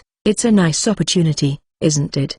The Kalanshans also have their limits. They should already be pretty much exhausted by the battles so far. Moreover, if they engage the Angel fleet head-on, they will surely be low on ammunition. It wouldn't be strange if they ran out of ammo by the time we arrive, said the Empress with a nasty grin. She's the leader of a superpower and her predictions are pretty much always accurate. The current Kalanshan fleets do not have enough supply for 2 consecutive battles against a fleet as big as the Angels. Besides, what losses would I suffer when the only ones damaged were the aristocrats? Depending on how damaged they are, I can just take their territories after all. Rather, it would be convenient if the aristocrats suffer moderately. A cruel smile floated on the Empress's face as she spoke in a joyful tone. Both the staff and the chamberlain's faces cramped up to the Empress's selfish words, but they did not say anything. They were not brave enough to comment on this brutal Empress who casually put people to the guillotine. If they go out of line, who to say their entire families won't be slaughtered? More importantly, are the fleets and the Imperial Guards ready? I want to enter the fray at the most convenient time possible. Have them ready themselves. The best timing for her fleets to enter the battle would be when the Angel fleet starts to rout. If she sets up a counterattack from the flank when the enemy tries to pursue them, then she can just swoop in and reap the reward. In the first place, although they have lost their commander, who to say that the Angel fleet cannot push the enemy back with their superior number? In that case, she would have to race against them and take the enemy's commander's head herself. Anyway, she cannot afford to miss her opportunity. There, Adelcroix, as well as all our ships are ready to advance at your command, Your Majesty. Very well, the Empress satisfactorily replied. CH-245, the captured Duchess. Losing to a man. What a disgrace, screamed Duchess Lean Angel in her green zenith, which has a big hole in its abdomen. At the moment, her striker is being towed by Kaisai with his wire gun. Kukaku, quite a sorry sight you're in, Duchess. Sure enough, Diarose responded with a joyful smile. She calls herself a masochist who derives joy from being abused, but she also enjoys abusing others as well. There's really no helping her personality, Kaisai muttered under his breath. That's what you get when you jump into battle in such a state, you know. It should serve as a good lesson for you, Duchess Angel.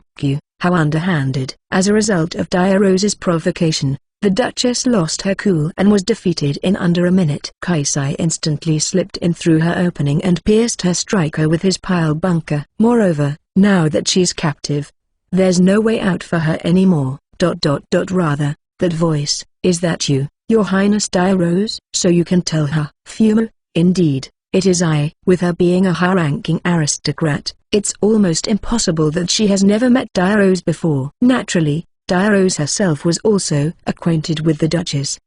No way. You betrayed the Empire? That is exactly right. Kukakaku. How could this be? Not only the four heavenly but you as well? Just what is going on? Duchess Angel held her head. She's already noticed that this war was quite unusual, but she was still clueless about what was actually going on, and Diarose isn't going to fill her in either. With a grin, Diarose gazed behind her striker. The Angel fleet is already a certain distance away. Their AA turrets no longer target them as they've already exited their range. That should be enough, right, Schlier? The operation to destroy the enemy fire control radar was mostly successful. While Kaisai and the Aces rampaged, their soldiers had been attacking the enemy ships using the brief openings they created. It was a hit-and-run strategy. In a sense, the three Zeniths were simply a decoy while the real attack was being carried out by the soldiers piloting the mass-produced strikers. Fortunately, most of the enemy ships were focusing on Kaisai and the two, and the plan went swimmingly. In the first place,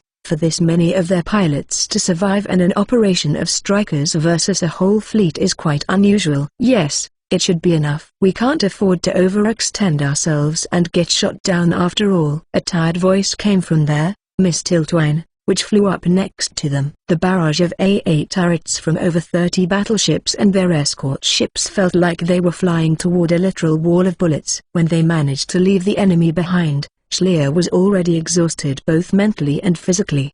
Besides, I received a report from Gaily I that our missile vessels are already on standby at the satellites. It's about time we conclude the first phase. There are several natural satellites orbiting Gaily E. They are not as big as Terra's moon, but they serve as temporary deployment bases for their missile vessels which have short cruising range. Schlier has stationed several units that to compensate for the inferior number on Kalanchia's side. Soon the enemy fleet will rush our main force. We don't have time to rest, Valentino said as she put on a brave face. Diarose is worried that she might be pushing herself, but the one who's pushing themselves is not only Valentina. Kaisai's complexion is also not that good. Right.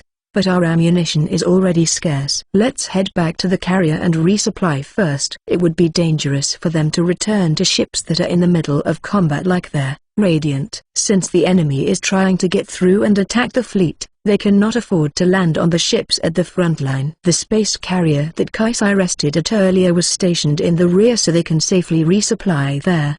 That's a good idea. We can stash this idiot there too. We can't fight with a POW in tow after all. Duchess Angel raised her voice in surprise. A space carrier? Me? Space carriers usually are for commoner troops. Naturally, they have no facility to house high-ranking aristocrats. It is dictated that aristocratic POWs must be treated befitting their status. But given their current situation, they can't afford to do that right now. You are putting a Duchess the Recalling the dirty lounge of the space carrier, Kaisai let out a small smile. However, since Tursis and Eleanor, who was a Duchess and Countess respectively, just rested there, there's no choice but to ask Duchess Angel to put up with it. Well, we will release you once the war is over, so just put up with it for a while. No way, Duchess Angel moaned in a defeated tone. CH-246, Battleship Showdown 1. By the time Kaisai and the others finished resupplying and headed back to the front line,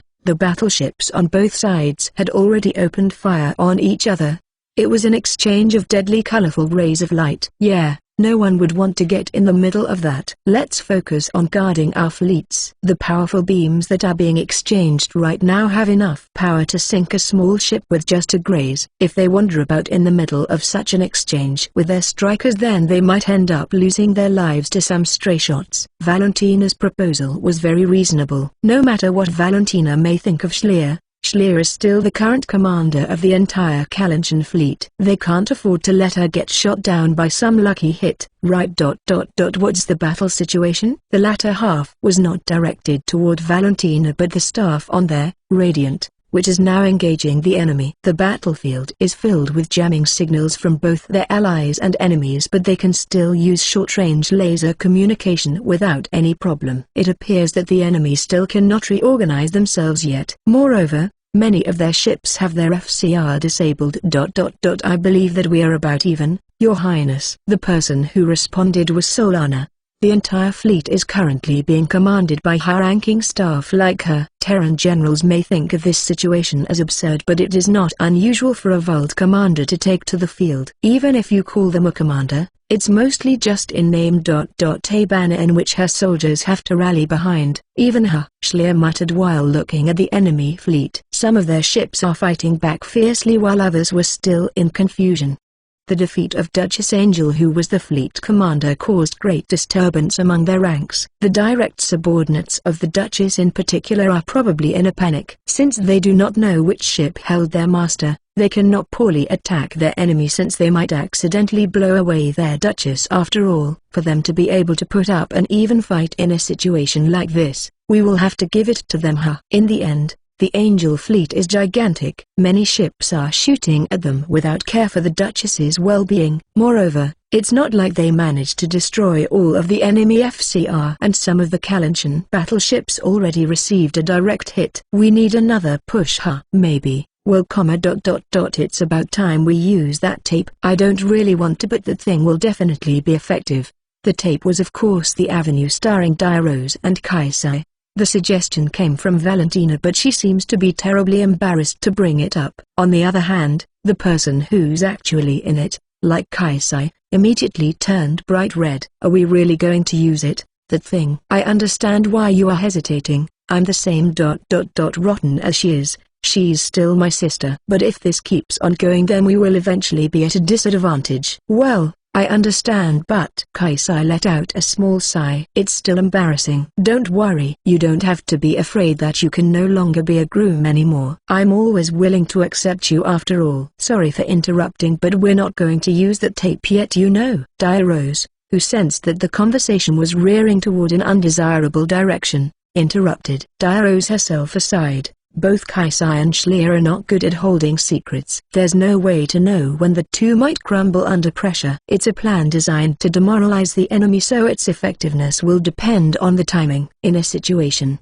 there's a big difference between giving the enemy a shock when they think they are winning and when they have the leeway to shrug it off. After all, I think it would be very hard for them to shrug something like that off, though. The worst kind of scandal involved the Empress's own daughter. There's no doubt that the effect will be nuclear. Well, it will certainly improve our odds here, but since we went out of our way to tape it, I want to use it at the most effective time possible. In short, I want the Empress to completely lose her cool when she sees it. I see. It's true that if we use it to repel the Angel fleet, the fleets under the Empress will be unaffected. We can't afford to fight 2 consecutive battles with fleets that large after all. That's right. Besides, a single video can't make the whole army tuck their tail and run after all. In any case, they do not have nearly enough firepower to annihilate all their enemies. Even if the tape is a powerful trump card, they have to use it carefully. Well, since we've already got her, let's make use of Duchess Angel's name here. We can emit a signal telling them that she's on board our flagship. That way the enemy won't dare attack their Radiant. Using her as a hostage? You're as underhanded as always, Valentina disdainfully moaned, but Diarose was unfazed. Wasn't it you who said that you don't mind whatever method you have to use? Schleer's face scramped up at the tension-filled exchange between sisters. She was glad that none of her sisters had this kind of personality. Still, what Diarose said was correct. Using the laser communication line that's still connected to the Radiant, Schleer relays the plan to them. CH-247, Battleship Showdown 2, reading the light signal from their Radiant, flagship of the Kalanchen main force. The staff members of the Angel fleet were holding their heads. After all, as though she is not as good as the 4 heavenly, Duchess Angel is still a skilled pilot. They had never expected her to be defeated so easily and taken hostage. Using hostages, what a coward. Do these bumpkins know nothing of chivalry? But we can't do anything now. If we accidentally shoot the Duchess by mistake, it will be on us. The staff of the Angel fleet of course consisted of vassals to the Angel house. If the Duchess loses her life as a result of their attack, they would be executed with no question. In the first place, is Her Excellency truly on board that ship? If that was simply an enemy plot, then they would be playing us for fools, you know. However, it is true that Her Excellency was captured. If they transport her by a striker, then we have no way to confirm it. Should we not operate on the premise that Her Excellency is truly on board? True, it's something we cannot risk after all. The middle-aged chief of staff groaned with a difficult expression. Even so, we cannot afford to let this situation continue. The moment one of the staff members muttered so, a tremor rocked the ship. The staff did their best to cling to their seats to not get shaken off. Direct hit. Main turret number 1 is wrecked, Mom. I'm glad they didn't hit the depot. The captain stroked her chest in relief. The ammunition depot was located directly below the main turrets and it stores a large number of particle ammunition cartridges filled with compressed particles. If that place receives a direct hit, even a battleship would blow up in a single shot. At this rate, let alone Her Excellency, we will be in danger ourselves. What do we do, Mom? A young staff member yelled. Their fleet is currently locked in battle. If they remain indecisive in their actions, they will eventually get sunk. They cannot let their guard down since the Kalanchans also have the latest model battleships from the defected fleet on their side. But, a scream blocked out the reply of the middle-aged staff. At the same moment, the bridge crew turned their eyes to the screaming operator. Enemy flagship is under attack. At this rate, they might. A magnified image of the Radiant was put on the large monitor. As the operator reported, multiple rays of light were racing toward the chalk-white ship. For the time being, there was no direct hit, but the fact that their mistress might be on board said ship sent a chill down their spine. Which ship fired at them? Tell them to stop the bombardment immediately. It's Marchioness Mafta's ship, Mom. I've sent a ceasefire order but they refuse to reply. What? They are trying to use this chance to get rid of Lin Sama. The one that launched the attack was an aristocratic house that does have close ties with the Angel House. This is what happens when you show even the slightest of openings. One of the staff holds her head with a severe expression. Even if they all have the label of the Noridian army, the reality is that what they have here is just a collection of aristocrats. Even with a chain of command, the lower ranks aristocrats will not always obey their orders. There are even some that actively look out for a chance to undermine their peers. If it comes to this, how about we raise the white flag on our own? Multiple ships under our command already had their FC radar damaged. Even if we continue to fight, we will be at a disadvantage anyway. Fume. The chief of staff groaned. Her job is to take command of the fleet in the absence of the Duchess. However, as they can see from the Marchioness's actions, some of their subordinates do not plan to follow their command. In the first place, this war began with the Empress's whim. Win or lose, it won't have much effect on House Angel. Given our situation, we should prioritize Lin Sama's safety first. Agreed. One of the staff members tuned in while the others nodded along. No one wants to die in a place like this. Besides, even if they choose to withdraw here, the one who will be blamed is not them but the Duchess who pathetically got herself defeated. When they can simply shift the blame, there's no reason for them to risk their life uselessly. However, what do we do if our fleet continues to attack the enemy flagship? I believe this, Radiant, is a fairly old ship. A lucky hit would be all that was needed to sink it. Seriously, they should just put Her Excellency on there, Oda Vanson.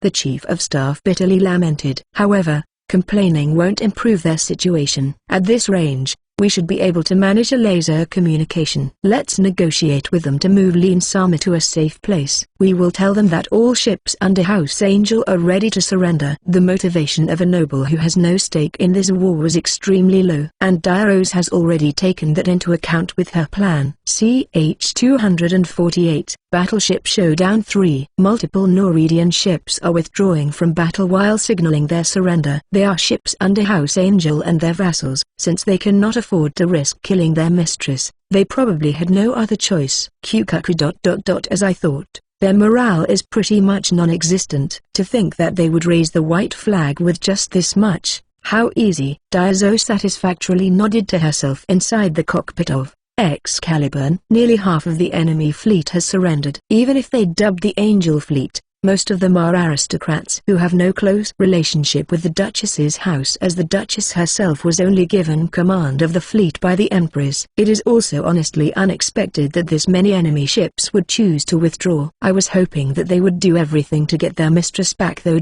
It seems they are not all that motivated, said Kaisi while sharply turning his striker. A red beam from an enemy blaster rifle flew past the place he was. In return, his green beam homed into the Jetta, that fired at him and disabled it. Kaisai and the others are currently fending off the enemy striker units at a distance from the Kalanchen main fleet. The enemy is constantly sending their anti-ship striker units to support their battleship's assault. It would be a waste of opportunity to be pushed back when they are gaining the upper hand, so this is also an important task. I told you before.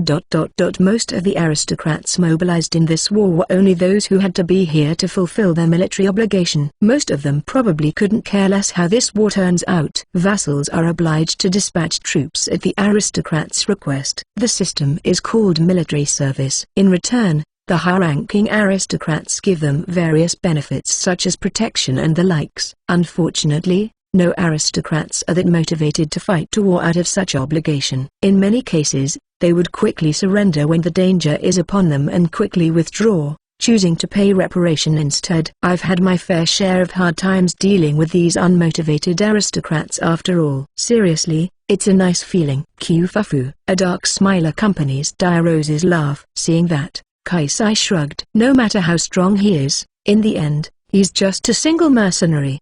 He can't possibly understand what she's gone through as a commander. Meanwhile, their fleets kept on bombarding the remaining enemy ships. Their gunfire looked like flashes of a camera. Green and red beams are making an impact on the enemy battleships. The Norwegian also steadily fired back, but with many of their ships having their FC radar destroyed, their counterattack was hardly effective. The battle was almost one-sided. At that moment, one of the Norwegian battleships got hit in its main turret and powerfully exploded. Their ammunition depot probably got hit. At a glance, it's good news, but with such an explosion, the crew stationed near the main turrets would be dead. With the icon relaying their death directly to Kaisai, he involuntarily clenched his teeth. The unpleasant sensation of pain and sadness is gnawing on his brain.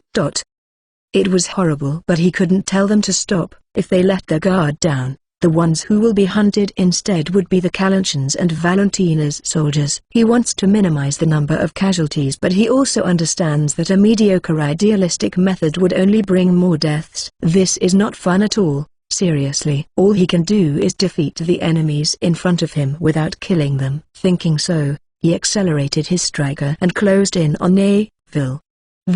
Vil tried to intercept his charge with a photon saber but couldn't make it. The pile bunker shot through its armor and pierced its phase transition turbine, killing its engine. Damn it, I haven't heard that such a monster would be here. Little by little the Norwegian strikers began to withdraw. Almost none of them wanted to throw their life away to get through Kaisai. Like the Angel fleet, their morale also seems to be quite low.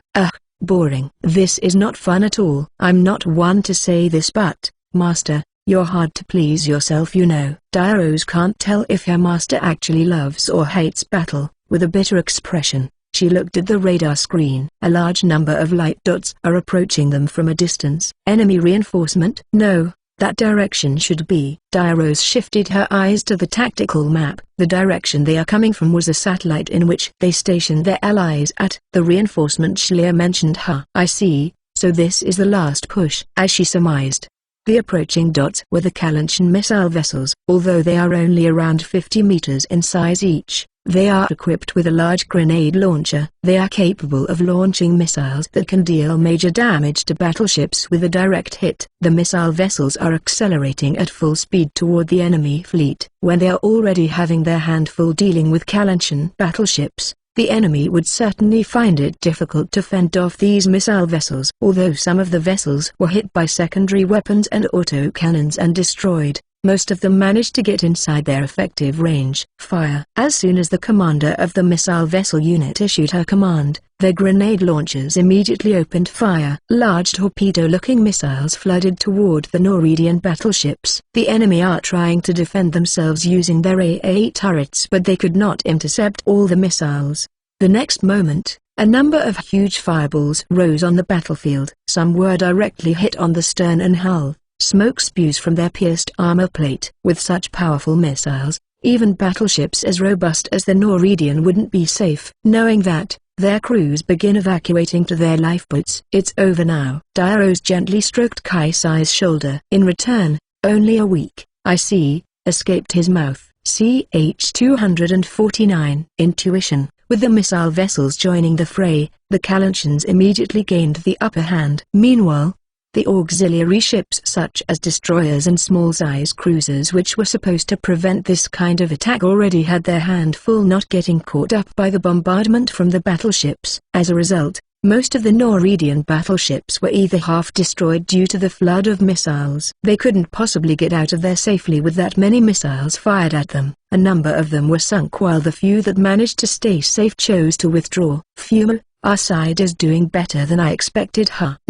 Maybe our enemy is just too naive. Without celebrating their win, Dia-Rose lightly muttered to herself. Her gesture looked like she was caressing a whip in her hand, but she soon realized that she didn't actually carry one and let out a bitter smile. After all, she had already given her favorite whip to Kaisai. With nothing for her hands to play with, Dia-Rose started stroking Kaisai's hair. Her touch was like she was handling a precious treasure. They really are not motivated for this. Their strikers have already withdrawn too. Should we head back to support our fleet? The troops that had been engaging Kaisai's group until a while ago had already retreated with tails between their legs when they saw the situation. Thanks to that, he's bored to death. Moreover, with his mission being the interception of enemy strikers, he cannot give chase to the fleeing enemies. It would be pointless to expect loyalty from commoners and lower aristocrats. That said, they will give it their all with a reward dangling in front of them or when their hometown and livelihood is threatened.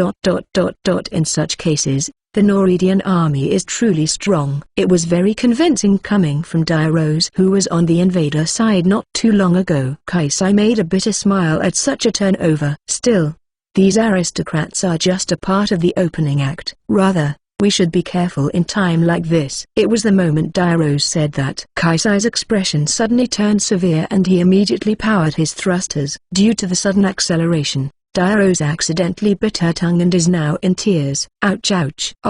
Sorry. Kaisai-san, what's the matter? Faster than he could finish apologizing, Schlier's puzzled voice came in through the comm line. Schlier and Valentina were with Kaisai on the mission to fend off the enemy strikers and destroyers. It was not a mission the commander herself should be doing, but it couldn't be helped since they missed their chance to return to their fleets. More of them is coming. I have to stop them before they reach our battleships. What? In a hurry, Schlier immediately scanned her radar. There is no enemy reaction, but the Norwegians' stealth technology cannot be underestimated. Not to mention the heavy communication jamming they are under. There is a good chance that the enemy managed to slip through and is approaching them as they speak, so she elected to trust in Kaisai's intuition. Thinking so, Schlier accelerated her striker, flying after Kaisai with Valentina following behind her. This is bad. Our ships are moving in to pursue the fleeing enemy. New enemy. With this kind of timing, no matter how I think about it, it must be Mother. The fleets under the direct control of the Empress. Their number aside, the quality of her soldiers should be incomparable to these riffraff aristocrats. We cannot afford to take a counterattack at this time. Chief, stop pursuing the enemy and withdraw the fleet immediately. The Kalanchen main fleet is on the offensive pursuing the remnants of the Angel fleet. If the enemy flanks them while they are doing that, the damage will be catastrophic. Panicked, Schlier gave a withdrawal order. Anyway, we have to stop the enemy's advance. Which direction are they coming from? With their technologies unreliable, they can only depend on Kaisai's sixth sense. Schlier asked with a small growl. From my field. Sorry, but I can only tell that much. That's plenty. However, I've stationed some of our allies in the I field. The fact that there's still no report coming from them. Maybe the enemy is jamming the communication. They might even get annihilated before they could warn us. If that's the case, then it's truly the Empress after all. If Dia-Rose is correct, they should expect the enemy to be fairly strong. Even their battle against the Angel fleet was not that one-sided. In any case, we need to do a recon to ascertain it, right? I'm going. Some common recon unit would be wiped out in an instant after all. It's a pain, but we will have to do this ourselves. To be honest, it would be best if we can switch Leah and my foolish sister with two from the Four Heavenly though. HMPH, I can handle a simple recon mission just fine. Unamused by her sister's comment, Valentina replied. On the other hand, Dia-Rose simply shrugs in silence. The Four Heavenly are too far away right now. We can't communicate with them using laser comm either. Rather than going back and wasting time, it would be better for us to go. Schlier is right. If they keep loitering around, they won't be able to intercept the Empress's fleet in time. With a small sigh, Kaisai stares off into the distant cosmic sky. CH 250. The Empress enters the battle. So it ends up like this after all, huh? That was what the Empress said as soon as she received the report of the Angel Fleet's routing. A Volt army normally became terribly vulnerable with the loss of its commander, so she had predicted that it would come to this when she heard that Duchess Angel was defeated. Pathetic fools. Well, it's good that they lost so brilliantly. It saved me the trouble of purging those lazy parasites myself. The Empress plays with her fan while saying so. She meant what she said. She may have looked displeased whenever she received the report of her subordinates' failure, but when they went and got themselves defeated that badly, it brought a smile to her face. Still, her heart was still boiling like magma. Once this battle is over, we need to have a nationwide reorganizing of aristocrats. There are already too many of those commoner filths. I have no use for incompetent aristocrats. Purging the country clean of these garbages would be more beneficial. The Empress slammed her fan shut. Incompetent allies are more of a threat than competent enemies. It was her personal principle to purge such a threat quickly and thoroughly. First would be the remnants of the Angel Fleet. They have sullied the Empire's name. Purging their entire houses wouldn't be enough as a punishment. Reporting. The enemy's main force is retreating, Your Majesty. What? The Empress's cruel train of thoughts was stopped by the frantic voice of the enemy search operator. With a blue vein on her forehead almost popped, the Empress asked her to elaborate. How far apart are we? 12,000, Your Majesty. Impossible. We have the state-of-the-art active stealth equipment. Under this much jamming, it should be impossible for them to detect us from that far. But deceiving the radar of the Kalanchen outdated ships is a piece of cake, while their advanced ships like their Odervansen and Prussia were originally built by Nord. A way to trick their radar in case of a rebellion has already been considered when they were built and is actively being used right now. Our search radar and quantum sonar did not pick any strange signal. It is highly unlikely that they have detected us through conventional means, Your Majesty. But their movement is still too strange. They have won against such a large fleet. Why give up the chance to pursue such fleeing enemies and earn accomplishment for themselves? To be safe, the Empress had her fleet waiting at a safe distance until earlier. This is to launch a counterattack at the most opportune time, which is the moment when the Kalanchans start pursuing the Angel Fleet. The fact that her enemy has given up on such a good opportunity confused her. Perhaps they have already exhausted their ammunition? Their fleet had been fighting multiple consecutive battles. Maybe they do not have enough ammunition to extend themselves, Your Majesty. One of the staff members suggested a possibility. And to some extent, it does make sense. The Kalanchen main fleet should be almost out of their ammunition. That much is clear given how long they have been fighting on the front line. That makes sense. And if that's true, then we have no need to go out of our way to flank them. A direct assault would easily be enough to defeat them, huh? The Empress said with a grin. If she can hit the Kalanchans while their ammunition is exhausted and can't put up a fight, then it would be a nice feeling for her. What is their course? Are they planning to run to another system, or from the projection? They are retreating backward, Your Majesty. I believe they are heading to the planet Galii. So the insects prefer their burrow, huh? Good. This will be easier to clean up. If the Kalanchans turn tail and escape, then it's possible that their fast-moving ships might be able to get away. The fact that they chose to fight on a planet that has no escape route is pleasant to her ears. After all, if she can annihilate the Kalanchen fleet here, she will be able to do pretty much whatever she wants with their country afterward. Perhaps the enemy is planning to have their last stand there? In that case, I believe that it would be dangerous for us to rush at Galii blind, Your Majesty. No. Rather, they might be aiming to exploit such hesitations. If Galii was that fortified in the first place, then they would have no need to come out to face us in space. A space battle is one without cover. It's a place where you face your enemy head-on. There is little room to rely on defense equipment or strategy. That's why the side with fewer numbers will be always at a disadvantage. Nevertheless, the Kalanchans came out to fight her army in outer space. This information gives credit to the conjecture that her enemy cannot sufficiently defend themselves on Galii. That or there's a reason the Kalanchans do not want to fight on the surface of Galii. At best, The planet's defensive equipment would be artillery. More or less a fortress gun size. If that's the case, then we should have no problem taking them on from the front. Giving the enemy time to prepare would be unwise. It would make the ammunition that the Angel fleet managed to exhaust go to waste, huh? The Empress said in a sarcastic tone. Some of her staff followed with an evil sneer. However, the enemy search operator's nervous voice echoed on the bridge again. Please wait. Enemy signals. There are striker signals approaching our fleet, Your Majesty. Strikers? How many? 3. No, there are more than a dozen following behind them. Judging from the speed, the 3 in front are probably Zenith type. They are probably aiming for my head, huh? But what do they think they can do with that number? Cuckoo. Foolish Kalanchans. It seems they are quite cornered, huh? The number of enemies was too small and the Empress involuntarily broke into a smile. TLN, 250, only 50 more.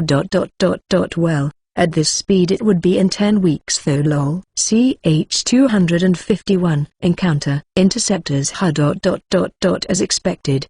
They won't let us get close to the Empress that easily. Diarose groaned while staring at the radar screen. The screen was filled with noises from the jamming, but at this distance, it is still somewhat useful. Thanks to this, now they can confirm the position of the enemy fleets. However, if they can confirm their enemy's location, it means that the enemy can see them as well. A large number of strikers have been dispatched from the enemy fleet and are approaching them. It's been a while, so I want to see the Odacroys myself, but I guess there's no helping it. If possible, she wanted to get closer to visually confirm that the Empress's ship is within their ranks, but she doesn't want to push her luck. With her arms crossed, Diarose glanced at Kaisai's complexion. That Odacroys, it's the flagship of the Noridian army, right? It's the Empress's personal battleship. It's the same type as my. No, it's no longer mine, but it's the same type as the Odavanson. The same as that ship. Fighting that kind of ship from the front would be harsh on our fleet, right? Knowing how great of a threat the Odavanson was, a bitter smile floated on Kaisai's face. The current flagship of Kalantia side is there, Radiant, is a huge battleship that looks like a cruiser. Of course, they also have the Odavanson on their side, so it won't be so one-sided, but the crew currently operating it is poorly trained, and honestly, as it is right now, the ship is not all that reliable. Just like earlier, we can focus on disabling their FC radars though. If they can destroy the enemy radars, then they will gain a significant advantage in the upcoming battle. The reason why they were able to rout the Angel fleet was also due to the great drop in enemy accuracy. If their FC radars were still intact, even without the Duchess, the Angel fleet would still be able to put up a decent fight. Destroying the FC radars is a tried-and-true tactic. With the confidence she gained from defeating the Angel fleet, Schleer casually proposed they do it again. No, give up on that. The Empress is very cautious and her subordinates are all elite. It would be too risky to try that even for Master. Diarose did not say that it would be too risky for us, she said it would be too risky even for Kaisai. In truth, they couldn't have pulled the earlier operation off without him. Attacking a fleet with a solid defense with only a few strikers is nothing but a suicide. Schleer and the others were simply safe because the enemy AA turrets were focused on Kaisai's flashy maneuvers. Being told that, Schleer felt like she just got splashed with cold water. She thinks about it for a moment, but she didn't have much time as the AI has already started warning them about the approaching enemy strikers. Interrupted by the cold, enemy approaching, from the AI, Schleer switched her way of thinking. If they are defeated here, then the Kalantian fleets would be defeated just as easily as the Angel fleet. They cannot pointlessly risk it all here. Let's retreat for the time being. It's enough that we know where the enemy is coming from.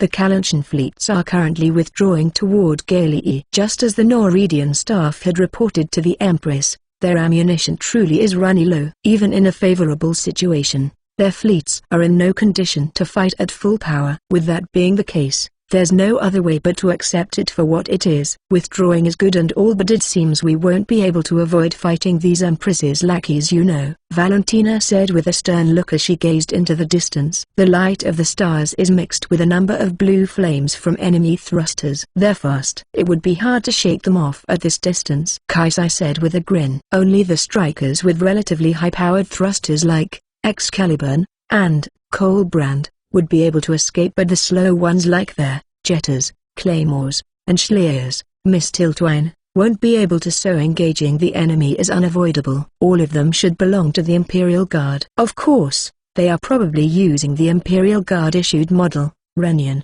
and Rennian Bogan, a fire support specialized variant. Be careful. Valentina's words made a smile spread on Kaisai's face. His enemy will be strong this time. In short, there are a lot of pilots and strikers on the same class as Dairo's personal guards coming our way, right? This is going to be fun. That's right, but don't overdo it, okay? These guys are only one of the Empress's trump cards. You can't allow yourself to get exhausted here. But we can't run either, right? It can't be helped, so let's do this. Geez. Dairo's let out a deep sigh at Kaisai's complexion, which no matter how she looks at it, is far from good. Moreover, it doesn't sit right with her how he's not trying to put up a brave front but genuinely excited for his next battle. Valentina, Schlier, it's time for you two to show how womanly you are, okay? Do your best and protect him. You don't have to tell me. Of course. Hearing the two enthusiastically shout their reply, Dairo's exhaled a little.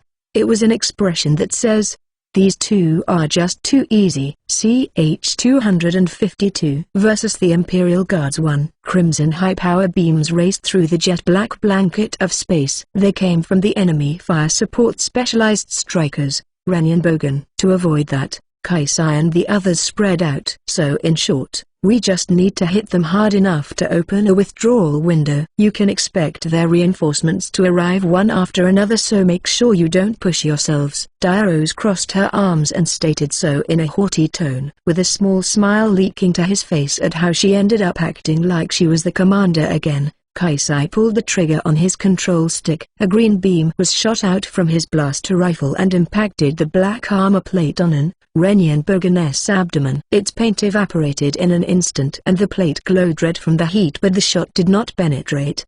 However, a beat after, a second shot hit the exact same spot. Even its heavy armor could not withstand this and its engine was pierced. Be careful. The enemy also has long-range weapons. Don't let them get a lock on. The Imperial Guards only consisted of elites, so they did not panic even after one of their comrades was shot down. There, Rennian Bogans took an evasive maneuver while pointing their long blaster rifle at Kaisai and the others. Not only that, their Rennians act as their vanguard and fire at them with their blaster rifles. That was simply to keep them in check, but that doesn't mean they can afford not to avoid it. Unlike the aristocrats, the Imperial Guard's morale is high. They won't withdraw so easily. Valentina holds up her lance and charges toward a Rennian. Naturally, the enemy concentrated fire on her, but she skillfully avoided it and continued charging while guarding the ones she couldn't avoid with a buckler on her left arm. First one. With strong momentum, the lance pierced into the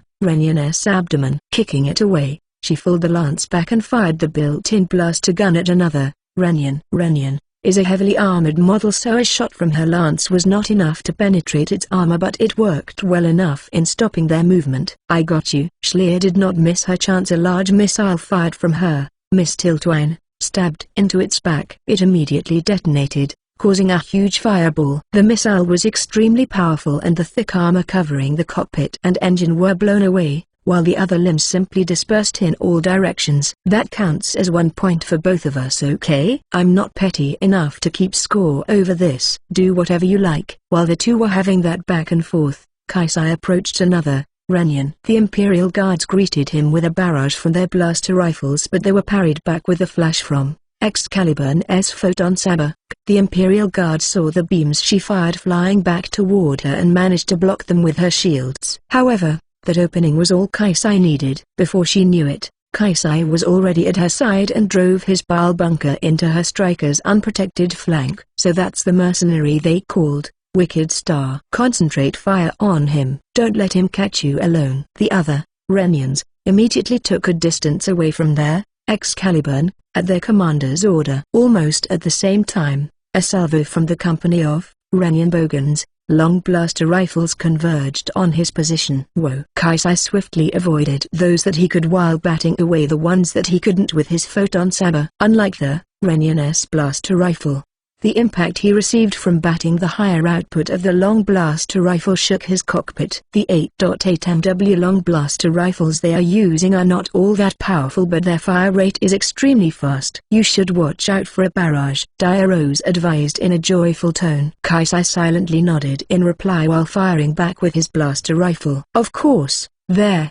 Renyan Bogans continued to fire while taking evasive maneuvers, but they are getting shot down one by one. Just how good is he? There are many excellent pilots in Nord, but they've never fought against someone so out of the norm like him. Beads of cold sweat are forming on the Imperial Guards' faces. It's splendid of you to recognize a man's skills on the battlefield though. Valentina caught one of the Renyan Bogans, unaware, and immediately pierced its engine with her lance. Leave this place to me. I have to show you my good side once in a while after all. Thanks. Thanks to their Coldbrand S assault, the fire support from their Renyan Bogan company came to halt. With this, the frontline enemy cannot expect fire support for a while. Now it's time for him to deal with their vanguard. TSK, even against Zeniths, for us to get pushed back like this by just 3 strikers. While somehow avoiding a shot from Kaisai, the commander bitterly said and gritted her teeth. CH-253 versus the Imperial Guards 2. Although the battle is to their advantage, Kaisai's group's goal is to withdraw. Still, their enemy lives up to their elite reputation and they won't be repelled so easily. The compromise here is to maintain a stalemate and slowly retreat. Yug, how troublesome. A high-powered beam from a blaster cannon mounted on their Mistletoe's shoulder penetrated an Renyan's engine. She has already shot down a number of Imperial Guards, but the amount of enemies she has to deal with doesn't go down at all. Quantity and quality, it sure is a pain when your enemy has both. Valentina shouted with a severe expression. It may have been a mistake for them to fight the Imperial Guards here by themselves. You guys just keep prioritizing on not getting hit. Their strikers are not something that your Claymore and Jetta can face. Schleer ordered their escorts, which consisted of mass-produced strikers, to stand back. Renyan is a quasi-Zenith model. Mass-produced strikers would be easily overwhelmed even if their numbers are equal. In a situation where the enemy has more than enough strikers to spare, pitching their mass-produced units against these enemies would be unreasonable. We're already doing that. Just staying on the defensive is all we can do, Mom. A reply came from one of the Claymore pilots. The people they brought with them are their elites. They managed to hold on despite the fact that your average pilot wouldn't last even 10 seconds. Still, even if they do not have the leeway to fire back, it's something to be grateful for that the enemy can not only focus on the 3 Zeniths. That's more than enough. Do not push yourselves. Even while they were having that exchange,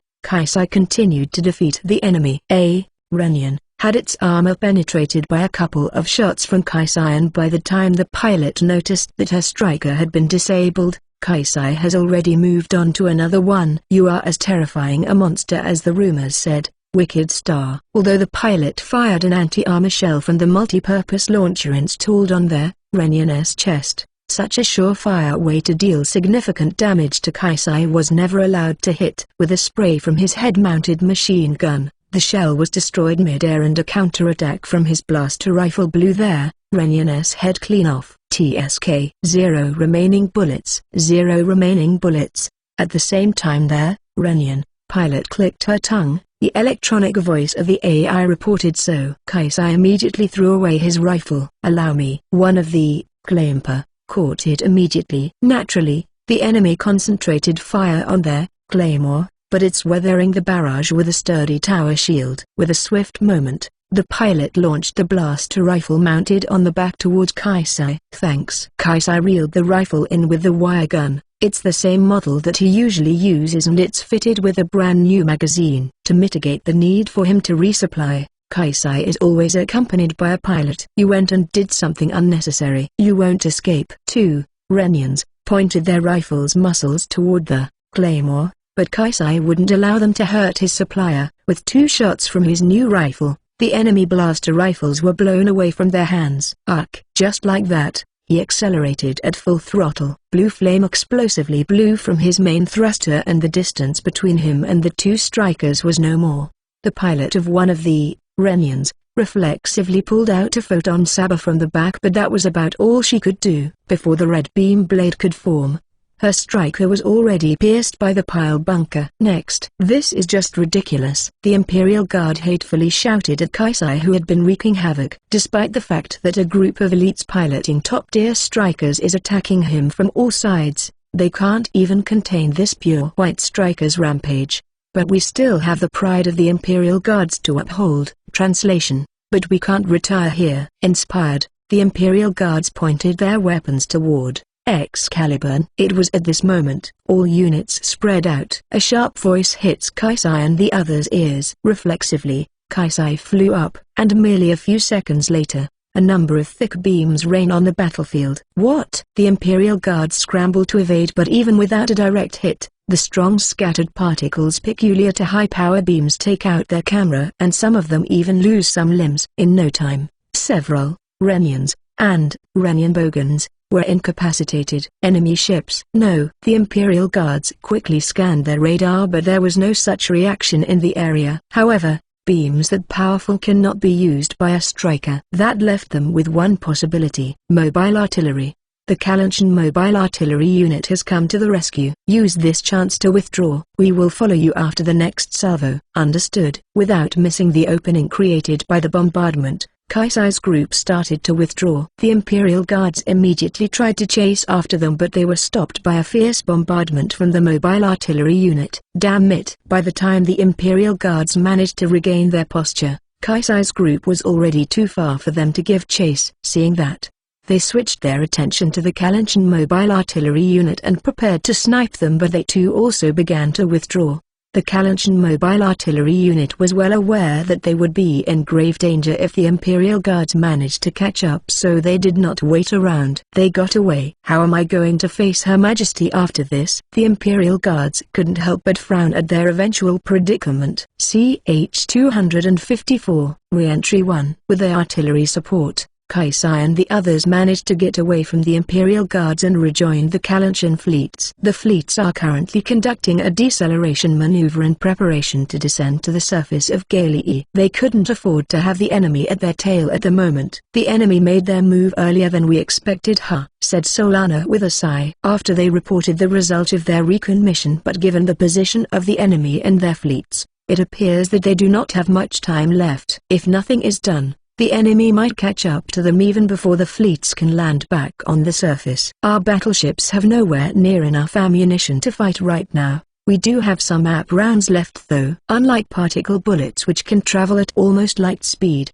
AP rounds are too slow for them to use effectively in space. To put it simply, they won't hit anything at such a speed unless the enemy is close enough. Fighting the Empress's fleets with only those things is a suicide. We will get outranged and they will shoot us down even before we can get anywhere near them. That would be the case. Solana growls at Diaros's advice. The enemy is overwhelmingly superior in terms of number and ship performance. Challenging such an enemy in an unfavorable condition like that would not do them any good. In the worst case, we will have to fight them in the middle of our re-entry. In front of Schleer, the surface of Galii is gradually getting closer. The planet, which looks like a snowball floating in the jet-black sky, was covered with a whitish veil of its thin atmosphere. The fleets will concentrate on withdrawing to the surface, while our surface-based defense and strikers will stall the enemy. Do you think that weapon can be used in low orbit? You are planning to use that thing while our allies are out fighting in the field, Your Highness. Just what exactly is that though? Kaisai cocked his head. He was not told the full details of this operation as a precaution against the Noridian intelligence. That said, Schleer did not say anything to Solana and remained silent. Well, there's no other way. I will tell Miss Lyran to warn us before she fires. Please do, Schleer replied in a slightly tired voice. Almost half a day has passed since the battle began. Although they did have their occasional breaks, they've mostly been fighting all the time. No matter how resilient the Vulds are, it seems this battle is wearing them down. So, can I talk with you about the future plan? And it was not just Schleer that was worn out. They have a Terran here who is far less physically fit than the Vulds. So, Diaros nervously talked to Kaisai, who's obviously exhausted. What do you mean? While biting the dried fruits energy bar, Kaisai asked back. If possible, he wants a warm meal right now, but with the enemy so close by, he can't afford to leisurely take his time to eat here. Can I take control for the time being? The cockpit of Excalibur was one modified from a trainer unit, so the back seat also came with the equipment required for maneuvering the striker. And right now, Dia-Rose wants to make full use of that. This again. Why, we are only about halfway through the operation. It would be very bad for us if Master collapses here, right? Yeah, honestly. Kaisai wants to argue back, but he understands well how poor his physical ability is, so he reluctantly agreed and groans to himself. Certainly, if the battle continues at this pace, he will reach his limit soon. This he knows from his many years of mercenary work. I agree, the enemies are powerful, but now we can fight with the support of our allies. Excalibur itself is a fairly high-performance striker. Even with Dia-Rose as the pilot, it should be able to put up a decent fight. No, it's impossible for me to be as good as Master, but I can fight well enough as a soldier. With a grin, Dia-Rose taps the control stick in her hand. Is this going to be okay? If she betrays us, then Valentina, who still doesn't fully trust Dia-Rose, frowned at the suggestion with her arms crossed. As a pilot, Kaisai is extremely powerful and nigh unrivaled, but his physical ability is extremely low. With the control of Excalibur, it would be simple for Dia-Rose to just fly away with Kaisai unable to defend himself. It will be fine, as long as we have that footage. Dia-Rose cannot return to the Noridian army. That line sounds like it came straight out of an erotic doujin, you know, Kaisai muttered with his eyes narrowed. On the other hand, Dia-Rose snickered.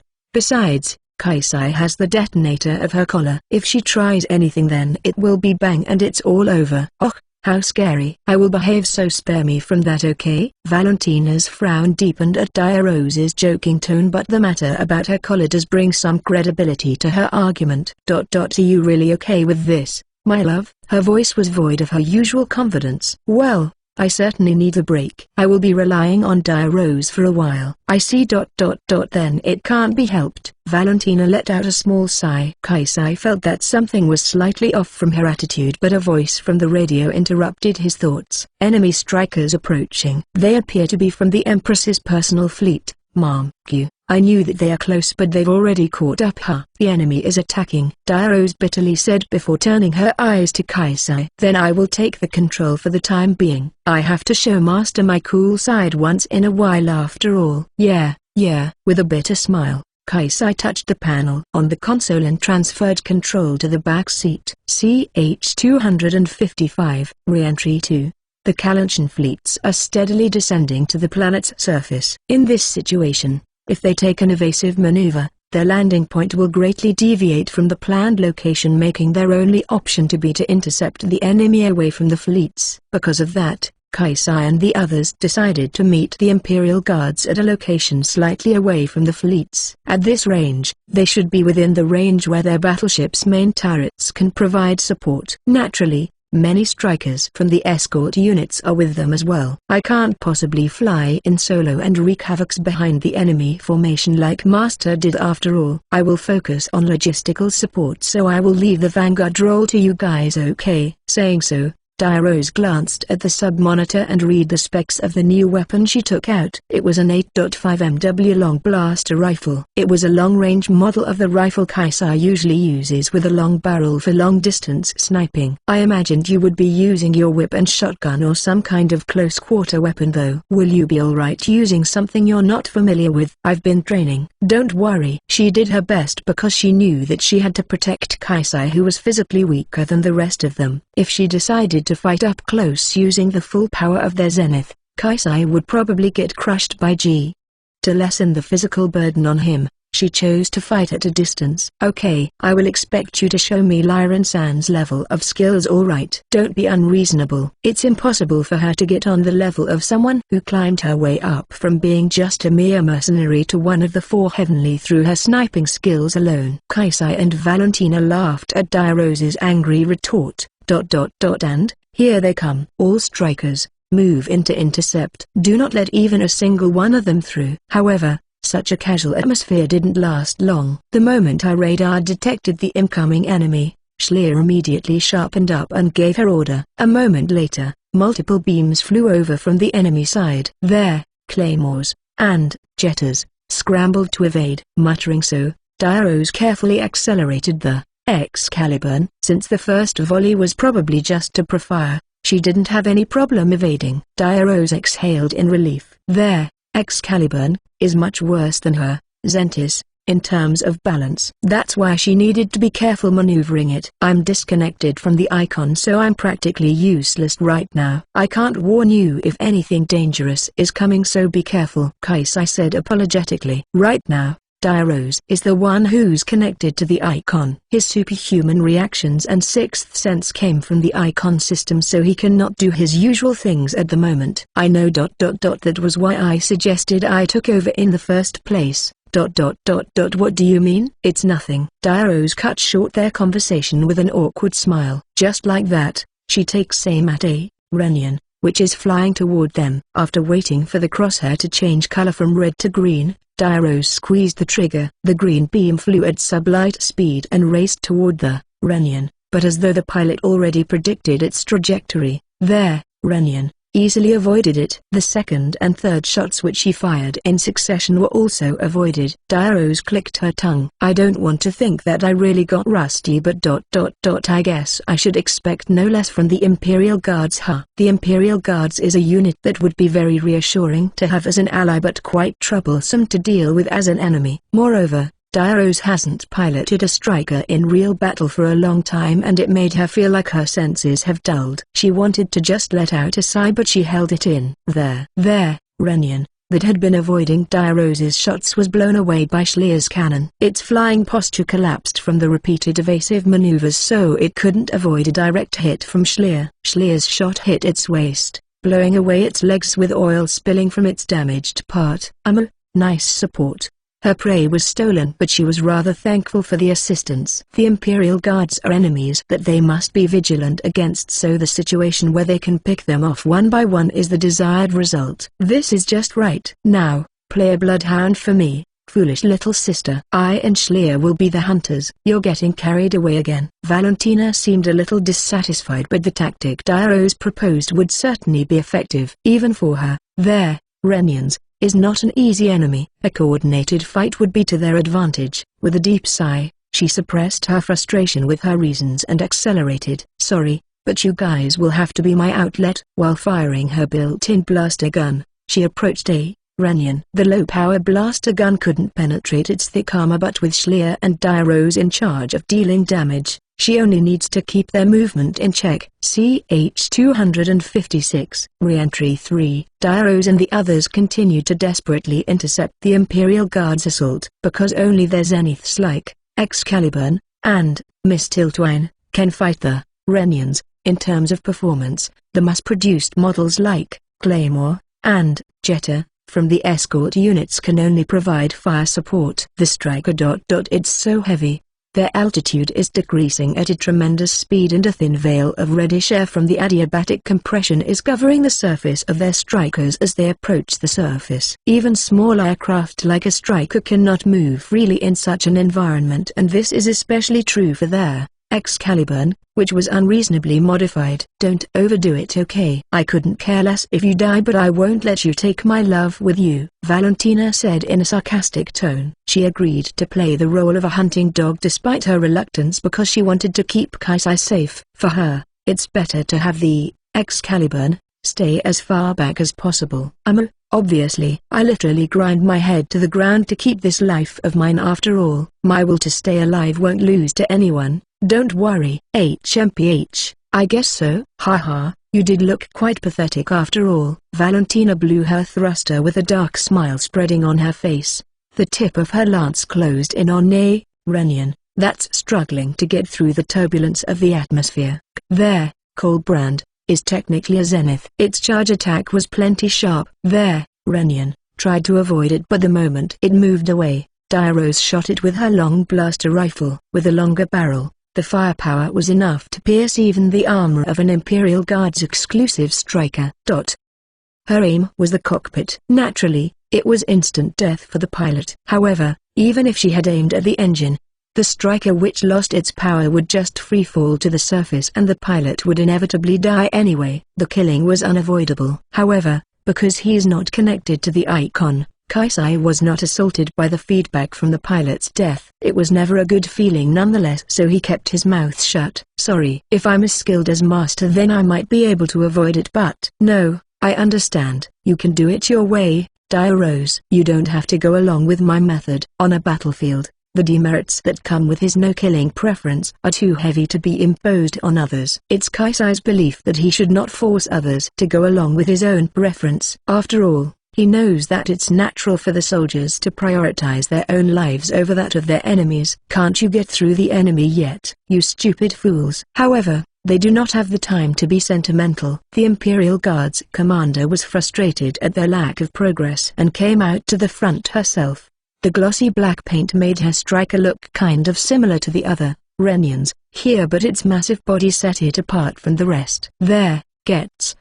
That Zenith belongs to the Imperial Guard captain. She's strong, you know. Dire Rose gives a small nod to Valentina's explanation. Meanwhile, the jet black Zenith called Gets is approaching them at a tremendous speed with a stupidly large mace in its hand. Its specs are similar to that of the Zeniths piloted by the members of the Imperial family, and the captain is almost as skilled as the Four Heavenly. She would be a troublesome enemy to fight head-on. If she was alone, then it's possible that the three of them could take her down with a coordinated attack, but there were Renians spreading out around her with Renian bogans, providing fire support with their blaster cannon from behind. They're clearly at a disadvantage here. In a time like this we have to compensate quantity with quality. Can you hear me, Four Heavenly? Master is in peril, you know. When Dire Rose shouted into the radio, a number of panicked replies came through. Yawawawa, I'm coming right away. NNHNG, how troublesome.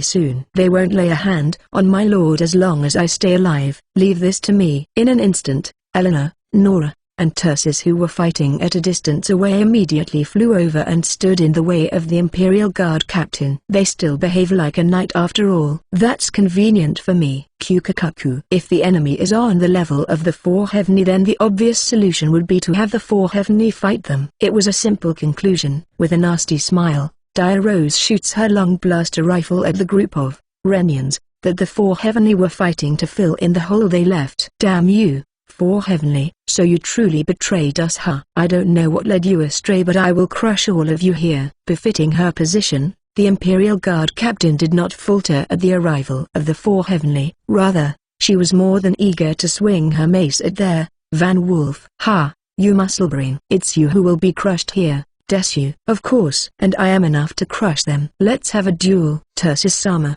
please don't bother with a duel in a situation like this. Dire Rose's plan to have the Four Heavenly crush her enemy together collapsed in an instant, and she couldn't help but heave a heavy sigh. CH 257, begins the setting sun 1. HMPH. These trash Kalanchans are putting up a decent fight, huh? At the bridge of the Noridian flagship, there, Adele Croix.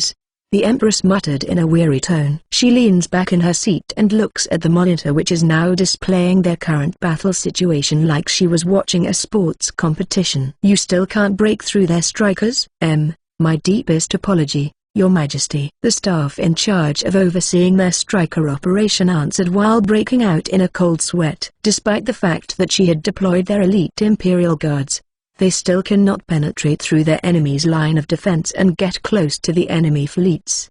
Her performance right now could be considered so pathetic that it would not be strange for the Empress to dish out her punishment. However, the enemy's resistance has weakened. I believe that we can break through soon. The staff continued with a weak smile. In truth, the Kalanchans are applying much weaker pressure due to the fact that Dire Rose had switched into pilot the Excalibur in place of Kaisai. They are putting up a good enough fight, but the staff theorized that the Kalanchans are becoming exhausted after a long battle. HMPH, imbeciles.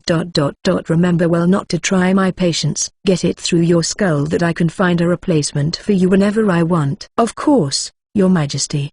The Empress sadistically looked down at the cowering staff. Then, suddenly she shifted her eyes to the monitor before bringing up some information by operating the control panel. At this speed, we won't be able to get on top of their fleets, huh? If possible, I want to wipe them out before they can reach the surface. The surface of Galia is a complex terrain with extremely high mountains and steep valleys. It's possible that the enemy might be able to elude them if they go low enough. The Kalanchan fleets are also running low on their ammunition. Hitting them hard before they can resupply would be great too. That said, at this rate, it would be impossible. Even if it is a little risky, bringing their fleets close would work better to their advantage. Your Majesty, the enemy will be able to attack us from the surface. Are you certain? Well, they probably have a couple of fortress guns down there, but the Adelcroix possesses the toughest defense among all of the battleships belonging to the Imperial Army. Unless they have a 50 MW class fortress gun, there's no need to fear their pathetic resistance at this range. After all, they are facing Kalanshia, a poor backwater nation. It's very unlikely that they would be able to prepare such a high-caliber fortress gun. Certainly, only a fool would recklessly rush in there. Still, it would be stupid of us to worry over a threat that doesn't exist. Don't you think it's high time for us to go on an actual offensive? She had been using her subordinates as a shield until just a while ago, but the staff readily complied with her order. Nord is a country where demotion and the death penalty would immediately befall those who do not obey the Empress. That's why the Empress herself is always surrounded by yes women. Ready all units for anti-ship warfare. Bring my fleet on top of the enemy. The Noridians' fleet was already close to the Kalanshans to attack them from long range. When the entire fleet powered their thrusters, the distance between them shrank in a blink of an eye. Right now, the Empress's fleet is right on top of the Kalanshans, who are in the middle of their descent to the surface. The Kalanshan escorts were occupied with dealing with the Imperial Guards and could not intercept them. With nothing between her fleet and the Kalanshan main fleet, the Empress could see her enemy descending below with her bare eyes. Not even a tiny bit of resistance, huh? This is just pathetic. It is clear that the Kalanshans have no chance of victory when it comes to fleet battles. Convinced of her victory, a smile floated to the Empress's mouth. Enemy fleet within range. Good. At that moment, a crimson flash illuminated the battlefield. A gigantic torrent of beams pierced through a battleship flying right next to the Adelcroix. Its crimson hull melted scrap metal in a blast furnace, followed by a violent explosion. A fierce shockwave and shattered pieces of steel struck their Adelcroix, tilting the entire ship. The helmsman desperately grabbed onto the wheel with a blue face. With the ship losing its balance, the air resistance is causing it to spin out of control. Wah, what happened? Caught completely off guard, the Empress lost her cool for a moment. No ordinary attack can obliterate a battleship in one shot. Being glared at by the Empress, the operator hurriedly gave her report. Scanning for the point of origin. We should get the result.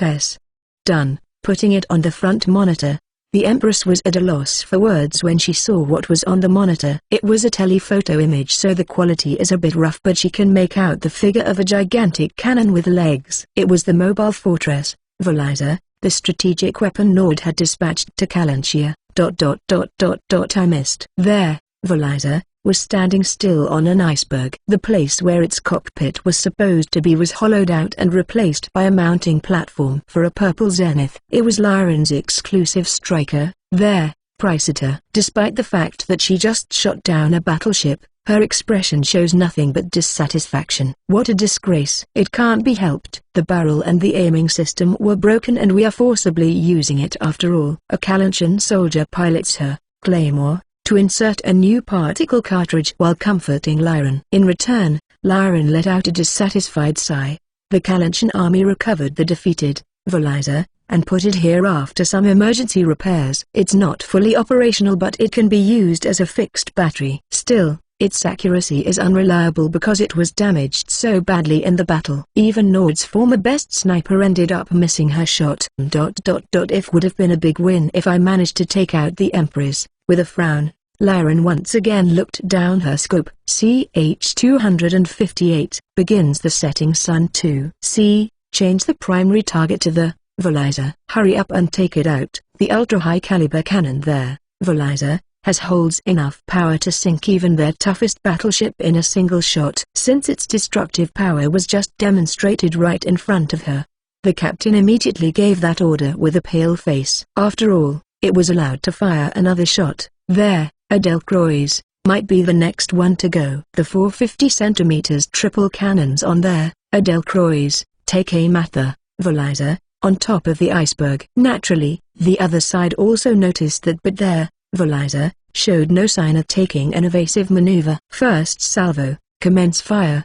The main turrets blew fire at the command. Not only there, Adelcroix, but all other battleships also launched their attack. Countless crimson rays raced toward the Valizer. Their Valizer is as big as a battleship, so no one misses their shot. However, just before the high-power beams can hit the Valizer directly, they all unnaturally diverge in different directions. Some of the scattered particles managed to graze its armor, but that did no real damage to the Valizer. Fools! That thing is equipped with a deflection shield, but battleship's turrets can't touch that thing.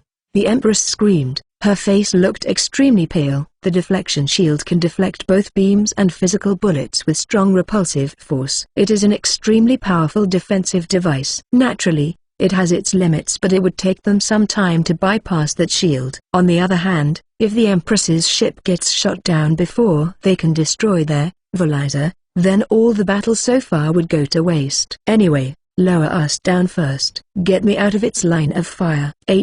However, the enemy fleets are. One of the staff moaned. The Kalanchans can fire at them at this range, but they did not launch their attack. It's likely that they are out of ammunition, and this is a great chance for them to attack. Shut up. Their pathetic fleets can wait. Get us down immediately. Why, yes, Your Majesty. The ship's bow turned toward the surface. The helmsman then utilized the thruster at the stern at full power. The ship's interior is being protected by an inertial control device, and they have artificial gravity on board. But such a massive movement ended up making some crew members fall over. Naturally, the other ships in the fleet also begin to descend following its flagship. It's obvious that they also do not want to be a sitting duck for the mobile fortress's cannon. According to the topographic, there is a large valley near our location where we can hide in. Let's head there, Your Majesty. Good, I'll allow it. Hurry. Since the Valizer is on top of an iceberg, its firing angle was extremely wide. Lowering their altitude alone won't cut it. They have to completely cut off the enemy's line of sight. The fact that Galia is filled with mountains and valleys brings relief to the Empress. Growing heat signature from their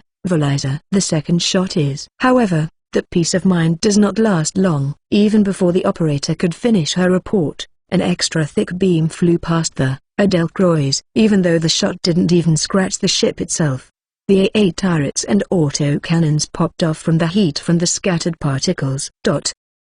The Empress's expression looked like she got ice-cold water poured up her ass. The bridge was filled with warning alarms while the operators nervously scrambled to give damage reports. Their state immediately changed from casual to shaken. The fact that the Kalanchan fleets are right before their eyes flew out of their heads.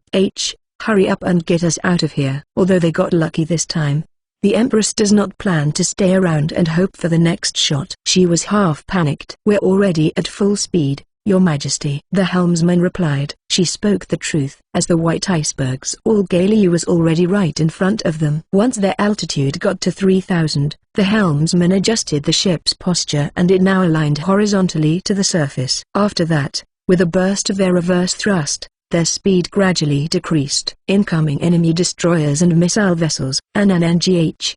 The Empress let out a muffled scream at the report. A unit of small vessels appeared out of nowhere and was gradually approaching their position. Their effort to intercept them does not go well, as they are in the middle of deceleration and their aim was awry. Although they managed to destroy several of the enemy destroyers, most of the enemy unit was still intact and the missile vessels had already gotten into their effective range. All hands, prepare for impact. Rain of anti-ship missiles assaults the Empress fleet. None of them hit the Adelcroix, but several battleships and cruisers received direct hits. The cruiser that was escorting their Adelcroix was incapacitated and crashed onto the surface, followed by an explosion. The battleships that got hit did not escape unscathed either, as some simply lost power and dived into the ice field below them. NNNGHGHHHHHGH. The Empress's face grew red in anger, but right now they have no time to deal with the destroyers. She pointed at a stupidly large canyon about 10 kilometers away and shouts, "Hurry up! The third shot is coming!" CH-259 Canyon. The Empress's fleet fled to the canyon, which was thousands of meters deep. It is one of the deepest canyons on Galia, and even a large fleet consisting of battleships can hide in it. We did it. Seeing that, Schleer stroked her chest in relief. The Imperial Guards also withdrew to the canyon following the Empress, so the Kalanchans can now take their time to descend. Their artillery on the ground is also aiming at the Empress's fleet and is constantly raining fire on them. For the time being, that's stage 1 done. Dia-Rose muttered and checked the time. She frowned a little before shrugging her shoulders. But we still need a little more time. Your strategy this time is strangely specific, huh?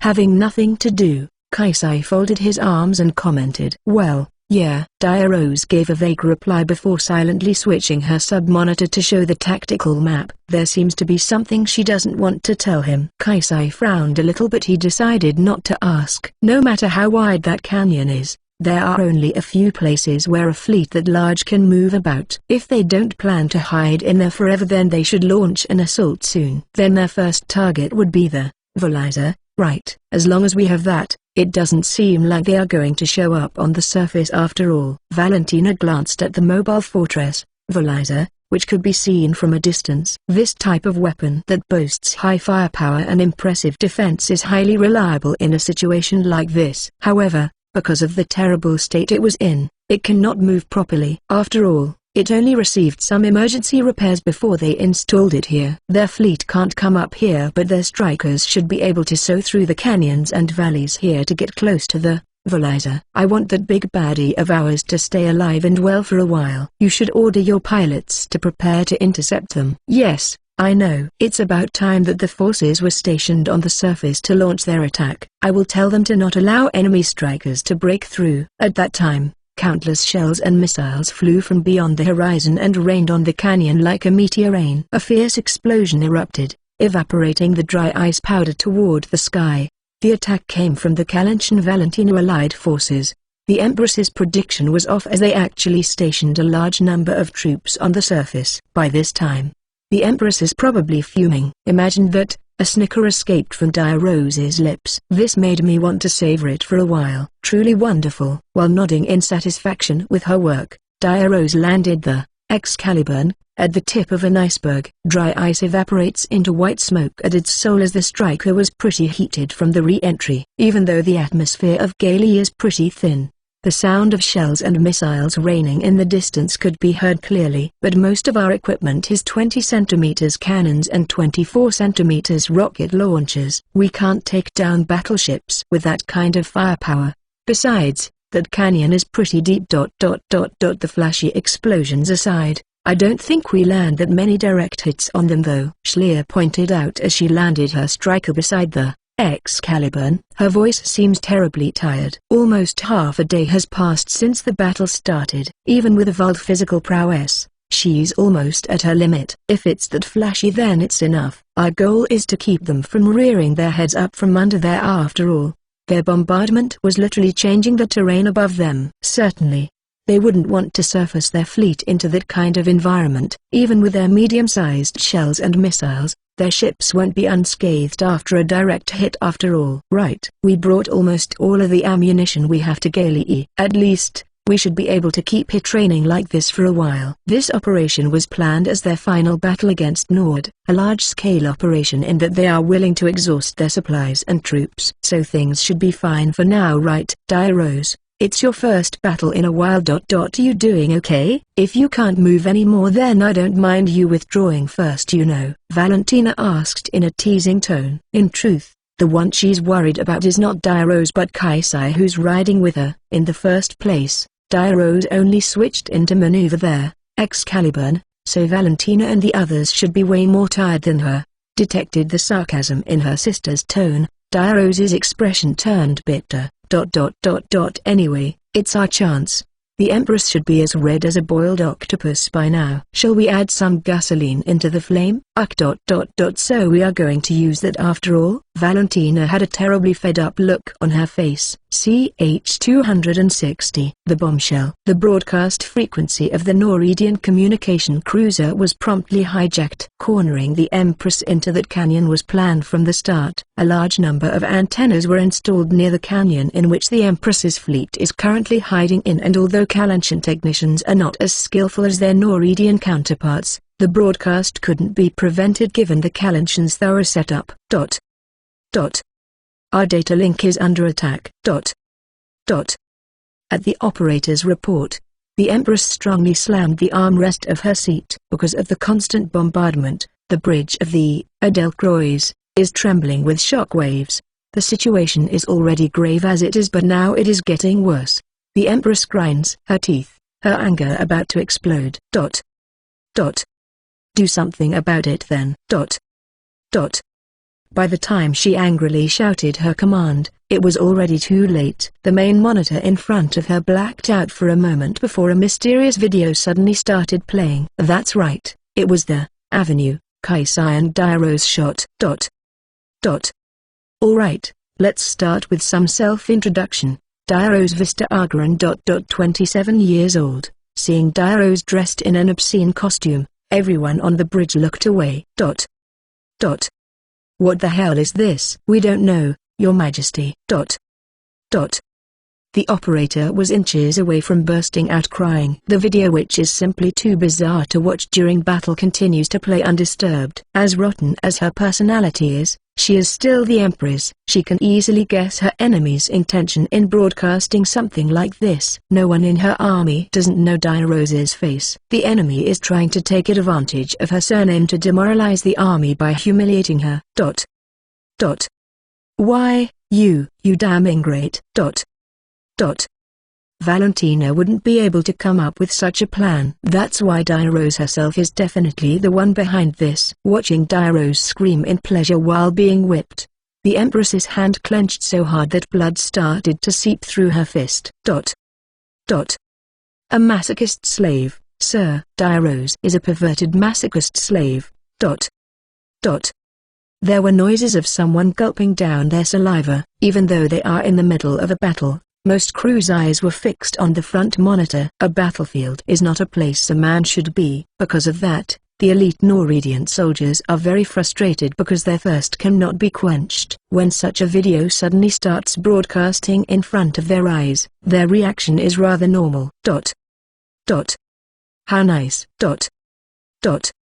A feverish voice reached the Empress's ears. The man who played the role of Dairo's master was an exceptionally beautiful boy who can fascinate both young and old women. Even the Empress, who was fuming at this development, forgot her anger for a moment.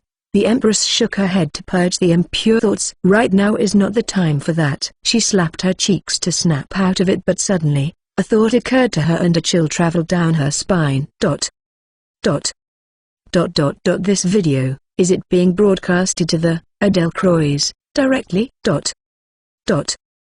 The Empress asked the officer in charge of electronic warfare, who's still trying her hardest to cut off the broadcast. The young officer shook her head as she turned to the Empress. Her face was pale and drenched in sweat. The video came from our data link. So I believe that it is being broadcasted to all of our connected vessels, maybe. In other words, this is going live for all our destroyers, and strikers as well? Yes. The Empress threw her folding fan to the floor. Don't mess with me. The monitor is still showing the footage of Dairo's being whipped while looking like it was the happiest thing that happened to her. It doesn't seem to be an act either. It was clearly her perverted daughter's true self. She couldn't care less if that was some idiotic aristocrat's daughter. Unfortunately, however, that is her own flesh and blood. The person who was supposed to be her next in line to the throne. It was the Empress herself who gave birth to her and gave her such a position. There's no way she can avoid taking responsibility for this. Don't mess with me, don't mess with me, don't mess with me. The Empress stomps on the floor while repeating herself like a broken record. The video came right after the moment she disgraced herself by fleeing from the enemy. The loyalty her subordinate had was blown away and her authority is being questioned. From now on, people will point at her and say, "Look, that's the woman who gave back to that pervert." It won't be easy to recover her reputation after this. Take us up right now. I'm going punish that disgrace myself. However, now. Why, yes, Your Majesty. The helmsman was sweating cold as she raised the ship's altitude. She obeyed the Empress's order on reflex. However, rearing their head above the canyon right now is certainly unwise. Whoa! A tremor struck there, a Delcroix. Dozens of explosives and missiles landed on it immediately after it surfaced above ground. Of course, it's natural for that to happen after they abandoned the cover of the canyon, because the ship is heavily armored. The extent of the damage only amounted to some antennas and their AA turrets getting disabled. However, the next moment, the enemy battleships opened fire on their Delcroix. The Kalanchans had set up an ambush. The Empress managed to withstand the impact, which was considerably more powerful than the last one, by clinging to her seat. Her fuming anger subsided in an instant. Rapid descent. The helmsman once again followed her order on a conditioned reflex. The anti-gravity device was offline for a moment, and there, Delcroix entered a free fall which let them escape from the enemy's kill zone. Damage report: main turret number 3's rotor was damaged. Further, the secondary control was hit. We have many injured and casualties. Hearing the damage report, the Empress's blood pressure rapidly dropped. She almost fainted, so she hurriedly held her temples.